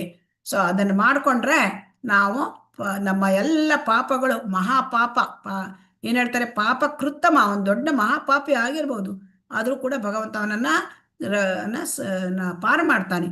ಸರ್ವಧರ್ಮಾನ್ ಪರಿತ್ಯಜ್ಯ ಮಾಮೇಕಂ ಶರಣಂ ವ್ರಜ ಅಹಂ ತ್ವಾಂ ಸರ್ವ ಪಾಪೇಭ್ಯೋ ಮೋಕ್ಷಯಿಷ್ಯಾಮಿ ಮಾ ಶುಚಃ. ಸೊ ಹಾಗಾಗಿ ಮನುಷ್ಯ ಈ ಈ ಭೌತಿಕ ಪ್ರಪಂಚದಲ್ಲಿ ಆರ್ಥಿಕ ಪ್ರಗತಿಗಾಗಿ ತುಂಬಾ ಪ್ರಯತ್ನ ಮಾಡ್ತಾನೆ, ಸುಖ ಹುಡುಕ್ಲಿಕ್ಕೆ ಹೋಗ್ತಾನೆ ಅಲ್ವಾ? ಹರೇ ಕೃಷ್ಣ, ಹೌದು ಅಲ್ವೋ? ಹೌದು ಮಾತಾಜಿ. ಆದರೆ ಈ ಸುಖ ಹುಡ್ಕಕ್ ಹೋಗೋದು ಒಂದು ಕೃತಕ ಹೋರಾಟ, ವೇಸ್ಟ್. ಸೊ ಹಾಗಾಗಿ ಆದರೆ ಯಾವಾಗ ಅದೇ ಮನುಷ್ಯ ಯಾವುದೋ ಒಂದು ಭಕ್ತರ ಕರುಣೆಯಿಂದ ಭಕ್ತಿಗೆ ಬರ್ತಾನೆ, ಭಗವದ್ಗೀತೆ ತರಗತಿಗೆ ಬರ್ತಾನೆ, ಕೃಷ್ಣ ಪ್ರಜ್ಞೆಯಲ್ಲಿ ನೆಲೆಸ್ತಾನೆ, ಅವನಿಗೆ ಅರ್ಥ ಆಗುತ್ತೆ ನನ್ನ ದೇಹ ಅಲ್ಲ, ನನ್ನ ಆತ್ಮ, ನಾನು ಭಗವಂತನ ಸೇವಕ. ಸೊ ಆಗ ಎಲ್ಲ ಅವನ ಮಾನಸಿಕ ಚಿಂತೆಗಳು, ಎಲ್ಲ ಭೌತಿಕ ಬಂಧನಗಳು ಇದೆಲ್ಲ ಬಿಡುಗಡೆ ಆಗ್ಬಿಡ್ತದೆ ಅಂತ ನಮಗೆ, ಆಯ್ತಾ? ಆಗ ಜನನ ಮರಣಗಳ ಚಕ್ರದಿಂದ ನಾವು ಪಾರಾಗ್ಲಿಕ್ಕೆ ಸಾಧ್ಯ. ಸೊ ಅದಕ್ಕೆ ಏನ್ ಹೇಳ್ತಾರೆ, ಅಪಿಚೇದಸಿ ಪಾಪೇಭ್ಯ ಸರ್ವೇಭ್ಯ ಪಾಪಕೃತ್ತಮಃ ಸರ್ವಂ ಜ್ಞಾನ ಪ್ಲವೇನೇವ ರುಜಿರಂ ಸಂತರಿಷ್ಯಸಿ. ಈ ದಿವ್ಯ ನೌಕೆ ಯಾವುದಿದೋ ಕೃಷ್ಣ ಪ್ರಜ್ಞೆಯ ದಿವ್ಯ ನೌಕೆ ಜ್ಞಾನಪ್ಲವೇನ, ಆಮೇಲೆ ರುಜಿನಂ ಈ ಕ್ಲೇಶ, ಜನ್ಮ ಮೃತ್ಯು ಜರ ವ್ಯಾಧಿ ತ್ರಿವಿಧ ತಾಪತ್ರಗಳು ಒಂದೇ ಎರಡೇ, ಅಬ್ಬಾ. ಆದರೆ ಇದರಿಂದ ನಾವು ಪಾರಾಗ್ಲಿಕ್ಕೆ ಸಾಧ್ಯ. ಹರೇ ಕೃಷ್ಣ. ಇದು ಜ್ಞಾನದ ಅಧ್ಯಾಯ. ಈ ಅಧ್ಯಾಯ ತುಂಬಾ ಚೆನ್ನಾಗಿದೆ, ನೀವು ಅನೇಕ ಸಾರಿ ಕೇಳಿ ಈ ಜ್ಞಾನದ ಅಧ್ಯಾಯವನ್ನ ನಿಮಗೆ ಆಮೇಲೆ ಅರ್ಥ ಆಗತ್ತೆ. ಸೊ ಇಲ್ಲಿ ಏನ್ ಹೇಳ್ತಾರೆ 37ನೇ ಶ್ಲೋಕದಲ್ಲಿ, ಅನುವಾದ ಶಿಲ ಪ್ರಭುಪಾದ ಕಿ ಜೈ. ಅರ್ಜುನನೇ, ಪ್ರಜ್ವಲಿಸುತ್ತಿರುವ ಬೆಂಕಿಯು ಕಟ್ಟಿಗೆಯನ್ನು ಹೇಗೆ ಬೂದಿ ಮಾಡುತ್ತದೆಯೋ ಹಾಗೆ ಜ್ಞಾನವೆಂಬ ಅಗ್ನಿಯು ಎಲ್ಲ ಐಹಿಕ ಕರ್ಮಗಳ ಪ್ರತಿಕ್ರಿಯೆಗಳನ್ನು ಸುಟ್ಟು ಬೂದಿ ಮಾಡುತ್ತೆ. ಸೊ ಇಲ್ಲಿ ಏನ್ ಹೇಳ್ತಾ ಇದ್ದಾರೆ, ಈಗ ಐಹಿಕ ಕರ್ಮಗಳು ನಾವು ಕೋಟ್ಯಾಂತರ ಜನ್ಮದಿಂದ ಜನ್ಮ ಎಷ್ಟೋ ಜನ್ಮ ಹೊಂದಿದ್ದೇವೆ, ಕೋಟ್ಯಾಂತರ ಜನ್ಮದಲ್ಲಿ ನಾವು ಪಾಪ ಸಂಗ್ರಹ ಮಾಡಿದ್ದೇವೆ, ಅದು ಎಲ್ಲ ಐಹಿಕ ಕರ್ಮಗಳು ಮಾಡಿಕೊಂಡು. ಆದರೆ ಈಗ ಅದನ್ನು ಸುಟ್ಟು ಬೂದಿ ಮಾಡೋದು ಹೇಗೆ ಅಂದ್ರೆ ಕಟ್ಟಿಗೆಯನ್ನ ಕಟ್ಟಿಗೆಗೆ ಬೆಂಕಿ ಇಟ್ಟರೆ ಬೂದಿ ಆಗುತ್ತೆ ಅಲ್ಲ, ಸುಟ್ಟು ಉರಿದು. ಅದೇ ರೀತಿ ಈ ಜ್ಞಾನ ಹೇಳಿದು ಒಂದು ಅಗ್ನಿ, ಕೃಷ್ಣ ಪ್ರಜ್ಞೆಯ ಜ್ಞಾನ. ಈ ಜ್ಞಾನದಲ್ಲಿ ಕೇವಲ ಲೌಕಿಕ ಜ್ಞಾನ ಅಲ್ಲ, ಇದು ಪುಸ್ತಕದ ಜ್ಞಾನ ಅಲ್ಲ, ಇದು ಏನು, ನಾನು ಭೌತಿಕ ಶರೀರ ಅಲ್ಲ, ನಾನು ಆತ್ಮ, ನಾನು ಭಗವಂತನ ನಿತ್ಯ ಅಂಶ, ಭಗವಂತನ ಅಂಶ, ಈ ಸತ್ಯದ ಅರಿವು. ಸೊ ಆಗ ಈ ಜ್ಞಾನ ಯಾವಾಗ ಪೂರ್ಣವಾಗಿ ಒಬ್ಬ ವ್ಯಕ್ತಿಯಲ್ಲಿ ಜಾಗೃತವಾಗುತ್ತೆ, ಆಗ ಹೃದಯದೊಳಗೆ ಇದ್ದ ಕಲ್ಮಶಗಳು, ಈ ಎಲ್ಲ ರಜೋಗುಣ ತಮೋಗುಣ ಮತ್ತೆ ಕಾಮ ಲೋಭ ಮದ ಮೋಹ ಮತ್ಸರ ಹೀಗೆ ಅರಿಷಡ್ ವರ್ಗಗಳು ಎಲ್ಲಗಳು, ಮತ್ತೆ ಭೌತಿಕ ಇಚ್ಛೆಗಳು, ಕೋಟ್ಯಾಂತರ ಇಚ್ಛೆಗಳಿದೆ ನಮಗೆ, ಅದೆಲ್ಲ ತಕ್ಷಣವೇ ಸುಟ್ಟು ಭಸ್ಮವಾಗುತ್ತದೆ. ಇಲ್ಲಿ ಶ್ರೀಲ ಪ್ರಭುಪಾದ ಕರ್ಮದ 3 ಹಂತಗಳನ್ನು ಹೇಳ್ತಾ ಇದ್ದಾರೆ. ಅಪ್ರಾರಬ್ಧ ಕರ್ಮ, ಕೂಟ, ಪ್ರಾರಬ್ಧ ಕರ್ಮ.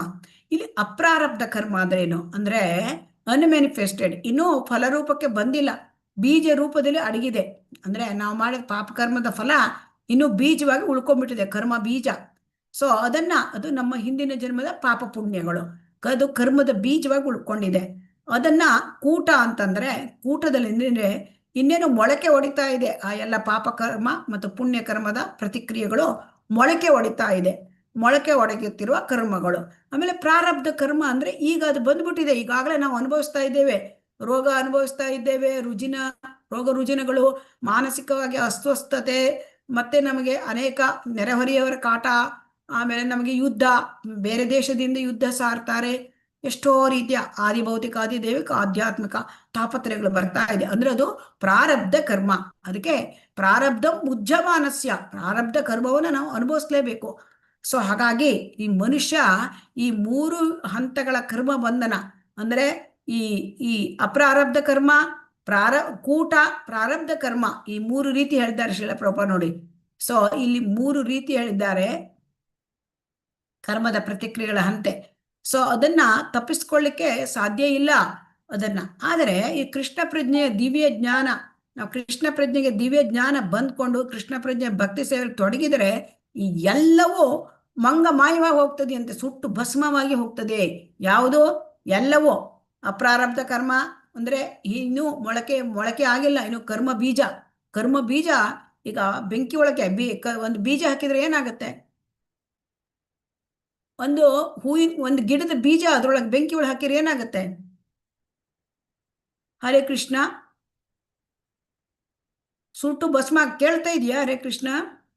ಸುಟ್ಟು ಹೋಗ್ತದೆ ಮಾತಾಜಿ. ಸುಟ್ಟು ಹೋಗ್ತದೆ. ಆ ಕರ್ಮ ಬೀಜ ಉಳಿತದೆಯಾ?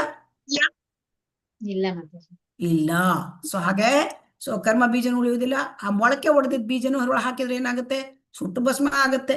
ಸೊ ಅದೇ ರೀತಿ ನಮಗೆ ಪ್ರಸ್ತುತ ಜೀವನದಲ್ಲಿ ಏನು ಕಷ್ಟ ಇದೆ ಅದು ಕೂಡ ಕಳೆಯುತ್ತೆ. ಆಮೇಲೆ ನಮಗೆ ಮುಂದೆ ಬರಲಿರ್ತಕ್ಕಂಥ ಅಪ್ರಾರಬ್ಧ ಫಲ ಅದು ಕೂಡ ಹೋಗುತ್ತೆ.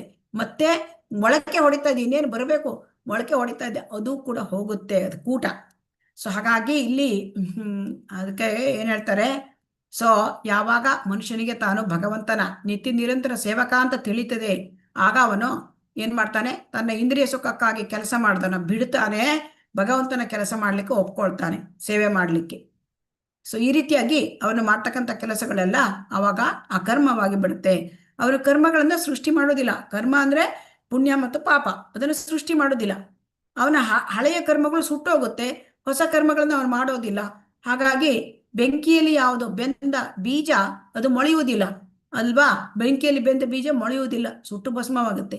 ಹಾಗೆ ಜ್ಞಾನದ ಅಗ್ನಿಯಲ್ಲಿ ಬೆಂದ ಕರ್ಮಗಳು ಕೂಡ ನಮಗೆ ಮನುಷ್ಯನಿಗೆ ಮತ್ತೆ ಈ ಸಂಸಾರ ಚಕ್ರಕ್ಕೆ, ಹುಟ್ಟು ಸಾವಿನ ಚಕ್ರಕ್ಕೆ ಅವರು ಕಳಿಸೋದಿಲ್ಲ. ಸೊ ಆದ್ದರಿಂದ ಕೃಷ್ಣ ಪ್ರಜ್ಞೆ ಅಂದ್ರೆ ಕಂಪ್ಲೀಟ್ ಪ್ಯೂರಿಫಿಕೇಶನ್ ಆಗುತ್ತೆ ಕೃಷ್ಣ ಪ್ರಜ್ಞೆಯಲ್ಲಿ.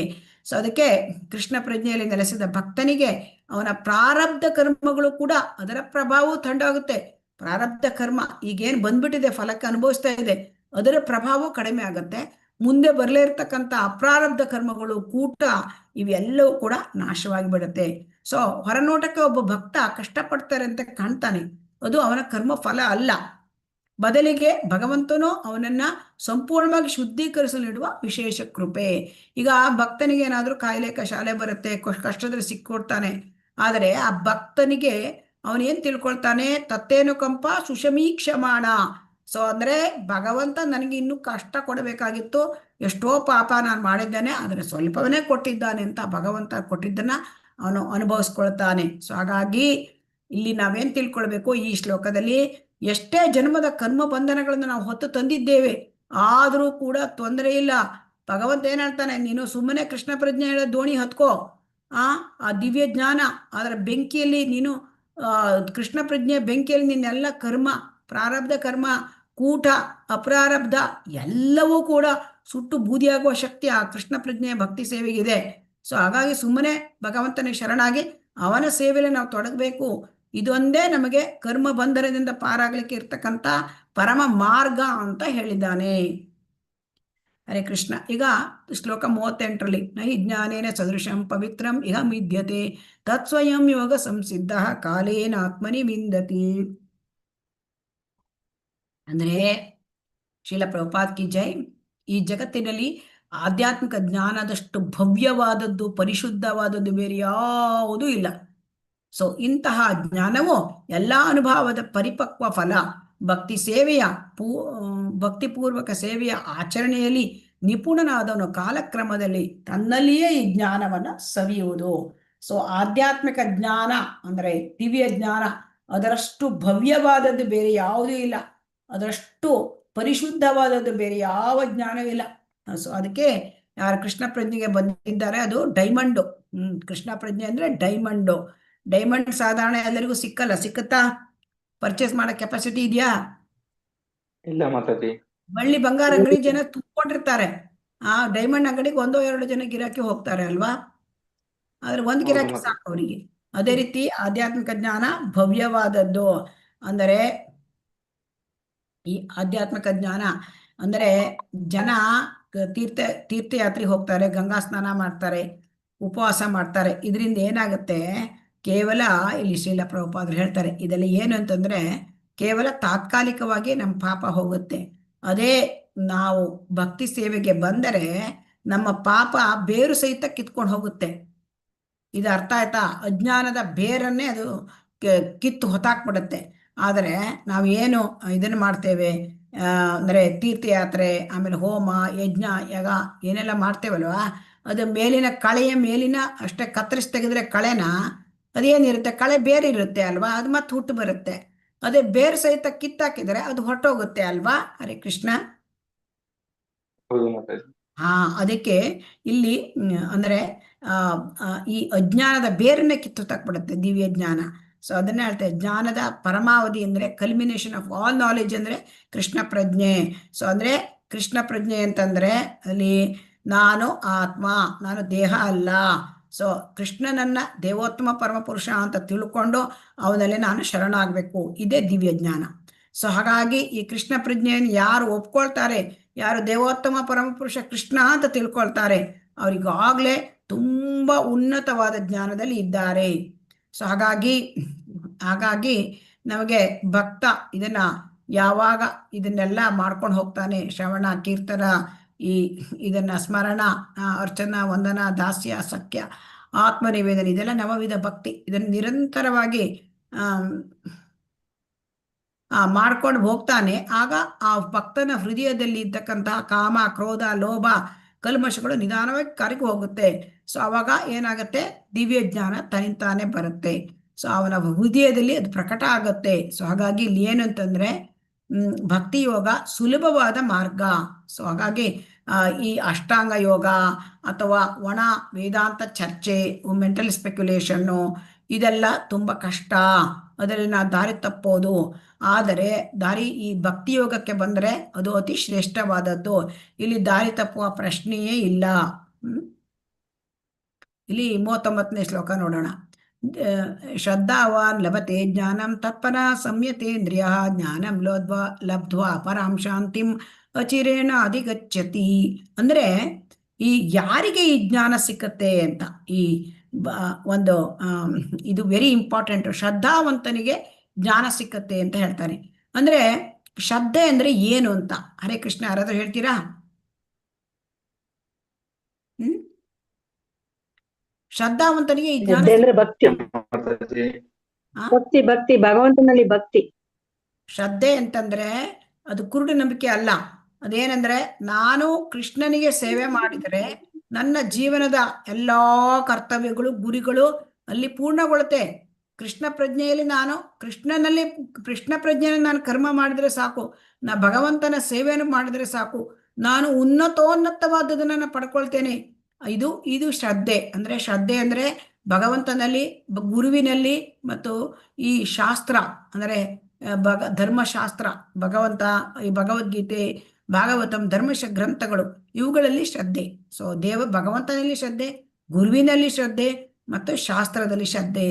ಸೊ ಹಾಗಾಗಿ ಯಾವಾಗ ಭಗವದ್ಗೀತೆಯಲ್ಲಿ ಕೃಷ್ಣ ಏನ್ ಹೇಳಿದಾನೆ ಅದನ್ನ ಯಥಾವತ್ತವಾಗಿ ಯಾರು ಒಪ್ಕೊಳ್ತಾರೆ ಸಂದೇಹ ಇಲ್ಲದೆ, ಸೊ ಅವನು ಶ್ರದ್ಧೆ ಉಳ್ಳವನು ಅಂತ ಶ್ರೀಲ ಪ್ರಭುಪಾದರಿಗೆ ಶ್ರದ್ಧಾವಾನ್ ಅಂತ ಕರೀತಾರೆ.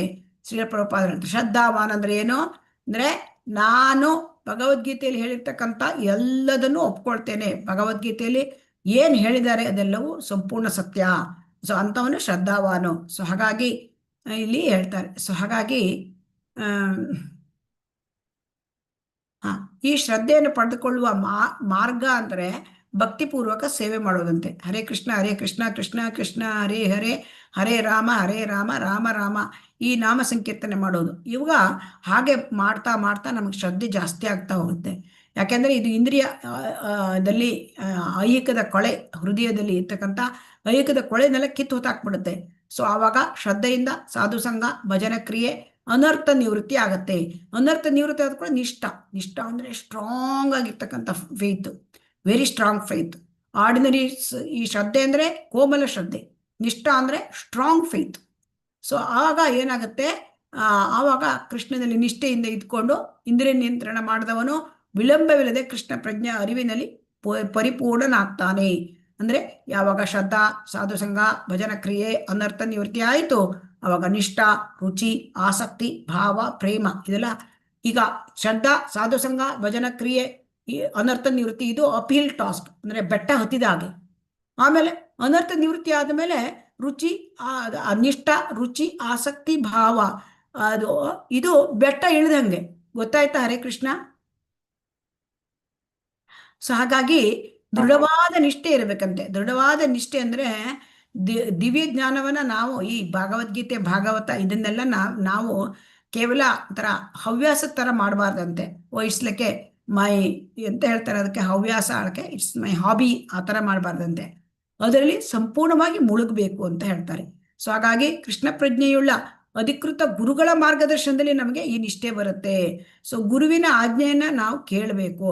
ಸೊ ಆವಾಗ ದಿವ್ಯ ಜ್ಞಾನ ಬರುತ್ತೆ. ಪರಮ ಜ್ಞಾನ ಬಂದಾಗ ಶಾಂತಿ ಬರ್ತದೆ ಅಂತೆ. ಜ್ಞಾನಂ ಲಬ್ಧ್ವಾ ಪರಾಂ ಶಾಂತಿ ಅಂದ್ರೆ ಜ್ಞಾನವನ್ನು ಪಡ್ಕೊಂಡಾಗ ನಮಗೆ ಏನಾಗುತ್ತೆ, ಶಾಂತಿ ಸಿಕ್ಕತ್ತೆ.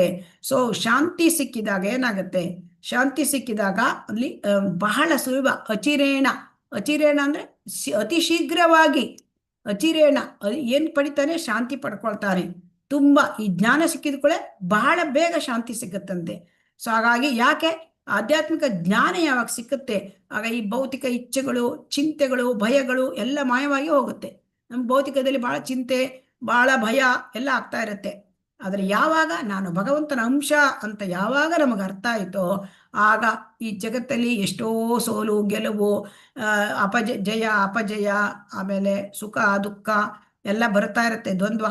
ಆದರೆ ಅದು ಯಾವುದಕ್ಕೂ ನಾವು ಚಿಂತೆ ಪಡೋದಕ್ಕೆ ಸಾಧ್ಯ ಇಲ್ಲ. ಯಾಕೆ, ನಮಗೆ ಶಾಂತಿ ಸಿಕ್ಕತ್ತೆ. ಹಾಗಾಗಿ ಇಲ್ಲಿ ಏನ್ ಹೇಳ್ತಾರೆ ಶ್ರೀಲ ಪ್ರಭುಪಾದರು, ಇಲ್ಲಿ ಯಾವಾಗ ಹೃದಯದಲ್ಲಿ ಭಗವಂತನ ಬಗ್ಗೆ, ಈ ಶಾಸ್ತ್ರಗಳ ಬಗ್ಗೆ ಶ್ರದ್ಧೆ ಇರುತ್ತೆ ಆವಾಗ ಭಗವಂತನ ಭಕ್ತಿ ಸೇವೆ ಮಾಡಲಿಕ್ಕೆ ಸಾಧ್ಯ. ಆಗ ನಮ್ಮ ಹೃದಯದಲ್ಲಿ ಆ ದಿವ್ಯ ಜ್ಞಾನ ಪ್ರಕಾಶವಾಗತ್ತೆ. ಸೊ ಹಾಗಾಗಿ ಇಲ್ಲಿ ನೋಡೋಣ, ಇದು 40ನೇ ಶ್ಲೋಕ. ಸ್ವಲ್ಪ ಬೇಗ ಮಾಡ್ಬೇಕಿಲ್ಲದ್ರೆ ಆಗೋದಿಲ್ಲ. ಹರೇ ಕೃಷ್ಣ. ಇಲ್ಲಿ ಯಾರಿಗೆ ಏನಾಯ್ತಂದ್ರೆ, ಅಜ್ಞಾನಿಗಳು, ಶ್ರದ್ಧೆಯೂ ಇಲ್ಲದವರು, ಅಪೌರುಷ ಧರ್ಮ ಗ್ರಂಥಗಳಲ್ಲಿ ಸಂಶಯ ಪಡುತ್ತಾರೆ, ಇಂಥವರಿಗೆ ಭಗವಂತನ ಪ್ರಜ್ಞೆ ಲಭ್ಯವಾಗುವುದಿಲ್ಲ. ಅವರ ನಾಶ ಹೊಂದುವರು. ಸಂಶಯಾತ್ಮನಾದವನಿಗೆ ಈ ಲೋಕದಲ್ಲಿ ಸುಖವಿಲ್ಲ, ಮುಂದಿನ ಲೋಕದಲ್ಲಿಯೂ ಸುಖವಿಲ್ಲ. ಸೊ ಶ್ರೀಲ ಪ್ರಭುಪಾದ ಕಿ ಜೈ. ಇಲ್ಲಿ ಏನ್ ಹೇಳ್ತಾರೆ, 3 ರೀತಿ ಹೇಳ್ತಾರೆ. ಅಂದ್ರೆ ಅಜ್ಞ ಅಂತಂದ್ರೆ ಅವನಿಗೆ ಧರ್ಮ ಗ್ರಂಥಗಳ ಜ್ಞಾನ ಇಲ್ಲ, ಭಗವದ್ಗೀತೆ ಬಗ್ಗೆ ಗೊತ್ತಿಲ್ಲ, ಆಮೇಲೆ ಅವನಿಗೆ ಶ್ರೀಮದ್ ಭಾಗವತಂ ಬಗ್ಗೆ ಕೇಳೇ ಇಲ್ಲ. ಸೊ ಅಂದ್ರೆ ಅವನು ಅಜ್ಞಾನಿ. ಪ್ರಾಣಿಗಳ ತರ ಕೇವಲ ತಿಂತಾನೆ, ಮಲಗ್ತಾನೆ, ಇದೇ ಬದುಕು ಅವನಿಗೆ. ಸೊ ಅಜ್ಞ. ಆಮೇಲೆ ಅಶ್ರದ್ಧದಾನ ಅಂದ್ರೆ ನಂಬಿಕೆನೇ ಇಲ್ಲ. ಅಯ್ಯೋ ಅದೇನೋ ಶಾಸ್ತ್ರ ಭಗವದ್ಗೀತೆ ಅದನ್ನ ಏನು ಭಗವಂತ ಹೇಳಿದಾನಂತೆ, ಹೇಳ್ದ್ನೋ ಬಿಟ್ಟಿದ್ನೋ ನೋಡಿದವ್ರು ಯಾರು, ನಂಗೆ ನಂಬಿಕೆ ಇಲ್ಲಪ್ಪ, ಈ ರೀತಿ ಜನ ಇರ್ತಾರಲ್ವಾ. ಹರೇ ಕೃಷ್ಣ. ಯಾಕೆಂದ್ರೆ ಭೌತಿಕ ಅಹಂಕಾರ, ಪ್ರಾಪಂಚಿಕ ಆಸೆ, ಸೊ ಅದರಿಂದ ನಂಬೋದೇ ಇಲ್ಲ. ಆಮೇಲೆ ಸಂಶಯ ಆತ್ಮ, ಕೆಲವರಿಗೆ ಸಂಶಯ ಇರುತ್ತೆ.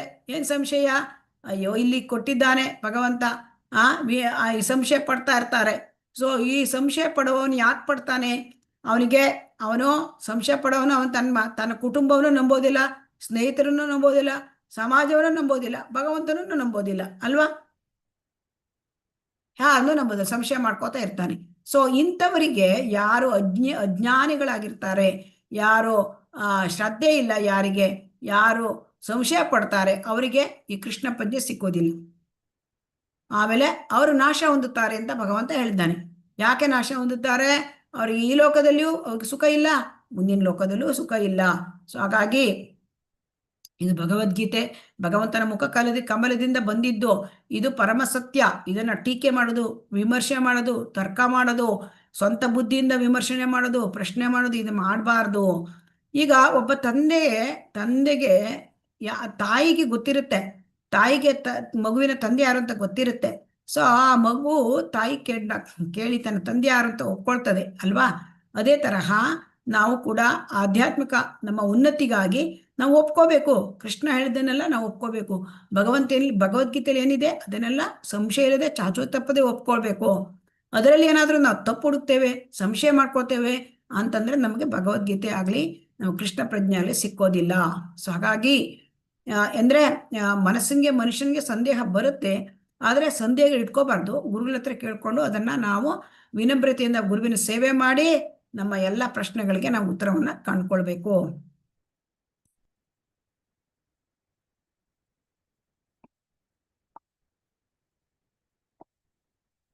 ಏನ್ ಹೇಳ್ತಾರೆ ಇಲ್ಲಿ, ಶ್ರೀಲ ಪ್ರಭುಪಾದ ಕಿ ಜೈ. ಯಾರು ತನ್ನ ಕರ್ಮದ ಫಲಗಳನ್ನು ತ್ಯಜಿಸಿ ಭಕ್ತಿಪೂರ್ವಕ ಸೇವೆಯಲ್ಲಿ ಕರ್ಮ ಮಾಡುವನೋ ಮತ್ತು ಆಧ್ಯಾತ್ಮಿಕ ಜ್ಞಾನದಿಂದ ಸಂಶಯಗಳನ್ನು ನಾಶ ಮಾಡುವನೋ ಅವನು ವಾಸ್ತವವಾಗಿ ಆತ್ಮದಲ್ಲಿ ನೆಲೆಸಿರುತ್ತಾನೆ.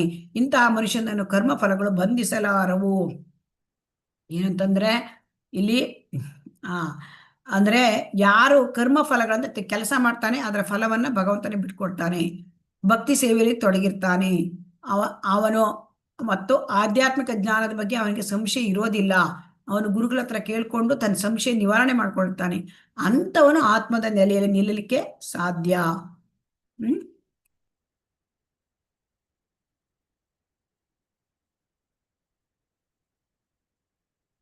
ಸೊ ಹಾಗಾಗಿ ಭಗವಂತ ನಮ್ಗೆ ಹೇಳಿದ್ದ, ಕೃಷ್ಣ ಏನು, ಯಾರು ಸಂಶಯ ಪಡ್ತಾರೆ ಅವರಿಗೆ ನಾಶ ನಿಶ್ಚಯ ಅಂತ. ಆದರೆ ಒಬ್ಬ ಸಾಧನ ಭಕ್ತಿಯಲ್ಲಿ ಇದ್ದೇವೆ, ಆಗ ನಮಗೆ ಭಗವಂತನ ನಿತ್ಯ ಸೇವಕ ಈ ದಿವ್ಯ ಜ್ಞಾನ ಸಿಕ್ಕಿದಾಗ ಎಲ್ಲ ಲೌಕಿಕ ಸಂಶಯಗಳು ಜ್ಞಾನ ಸಂಚಿನ್ನ ಸಂಶಯಂ ಎಲ್ಲ ಹೊರಟೋಗ್ತದೆಯಂತೆ. ಸೊ ಹಾಗಾಗಿ ಈ ಕೃಷ್ಣ ಪ್ರಜ್ಞೆಯಿಂದ ನಮಗೆ ಕರ್ಮ ಬಂಧನದಿಂದ ಮುಕ್ತಿ ಸಿಗ್ತದೆ. ಸೊ ಹಾಗಾಗಿ ಕೃಷ್ಣ ಪ್ರಜ್ಞೆಯಲ್ಲಿ ನೆಲೆಸಿರುವವನು ತನ್ನ ಸ್ವಂತ ಸುಖಕ್ಕಾಗಿ ಏನು ಕೆಲಸ ಮಾಡೋದಿಲ್ಲ. ಅವನು ಎಲ್ಲವನ್ನೂ ಕೂಡ ಭಗವಂತನ ಪ್ರೀತ್ಯರ್ಥವಾಗಿ ಮಾಡ್ತಾನೆ. ಆದ್ರಿಂದ ಅವನಿಗೆ ಯಾವುದೇ ಪುಣ್ಯ, ಇಂತಹ ಮನುಷ್ಯನನ್ನು ಕರ್ಮಫಲಗಳು ಬಂಧಿಸೋದಿಲ್ಲ. ಅಂದ್ರೆ ಯಾವುದೇ ಪುಣ್ಯ ಪಾಪ ಇದ್ಯಾವುದು ಬಂಧನೆ ಮಾಡೋದಿಲ್ಲ. ಸೊ ಯಾಕೆ ಅಂತಂದ್ರೆ ಅವನು ಮಾಡೋದು ಭಗವಂತನ ಭಕ್ತಿ ಸೇವೆ. ಸೊ ಹಾಗಾಗಿ ಅರ್ಜುನ ಈಗೇನ್ ಮಾಡಿದ್ದ,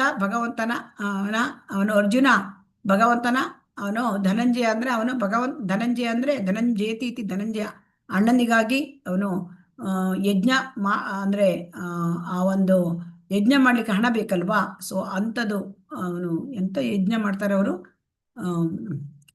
ಅಶ್ವಮೇಧ ಯಜ್ಞ ಅಂತ, ರಾಜಸೂಯ ಯಜ್ಞ, ಅದಕ್ಕೆ ಅವನ ಹಣವನ್ನ ತಕೊಂಡ್ಬರ್ತಾನೆ ಸಂಪಾದನೆ ಮಾಡ್ಕೊಂಡು. ಅಲ್ಲಿ ಹೋಗಿ ಎಲ್ಲ ಏನು ಬಂಗಾರ ಎಲ್ಲ ತಕೊಂಡ್ಬರ್ತಾನೆ. ಸೊ ಅದಕ್ಕೆ ಅವನು ಧನಂಜಯ ಅಂತ ಹೇಳ್ತಾರೆ, ಧನಂ ಜಯತಿ ಇತಿ ಧನಂಜಯ. ಸೊ ಹಾಗಾಗಿ ಅವನಿಗೆ ಅರ್ಜುನ ಭಗವಂತನಿಗಾಗಿ ಸೇವೆ ಮಾಡ್ತಾ ಇದ್ದಾನೆ. ನೋಡು ಅರ್ಜುನ, ಜ್ಞಾನದಿಂದ ನೀನು ಕೆಲಸ ಮಾಡು, ಹೀಗೆ ಮಾಡಿದ್ರೆ ನಿನಗೆ ಕರ್ಮ ಬಂಧನ ಇಲ್ಲ. ನೀನು ಎಷ್ಟೋ ಜನ ಇವರನ್ನೆಲ್ಲ ಯೋಧರನ್ನೆಲ್ಲ ಕೊಲ್ತೀಯ, ಆದರೆ ಅದರಲ್ಲಿ ಕರ್ಮ ಬಂಧನ ಇರೋದಿಲ್ಲ.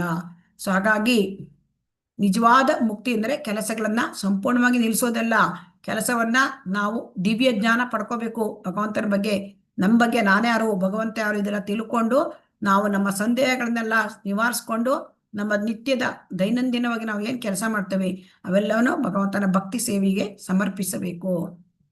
ಸೊ ತಸ್ಮಾದ್ ಅಜ್ಞಾನ ಸಂಭೂತಂ ಹೃತ್ನಂ ಜ್ಞಾನಾಸಿನಾತ್ಮನಃ ಚಿತ್ವೈನಂ ಸಂಶಯಂ ಯೋಗಂ ಆತಿಷ್ಠೋ ಉತ್ತಿಷ್ಠ ಭಾರತ. ಆದ್ದರಿಂದ ಅನುವಾದ ಶಿಲ ಕಿ ಜೈ. ಆದ್ದರಿಂದ ಅಜ್ಞಾನದಿಂದ ನಿನ್ನ ಹೃದಯದಲ್ಲಿ ಉದ್ಭವವಾಗಿರುವ ಸಂದೇಹಗಳನ್ನು ಜ್ಞಾನವೆಂಬ ಕತ್ತಿಯಿಂದ ಕತ್ತರಿಸು.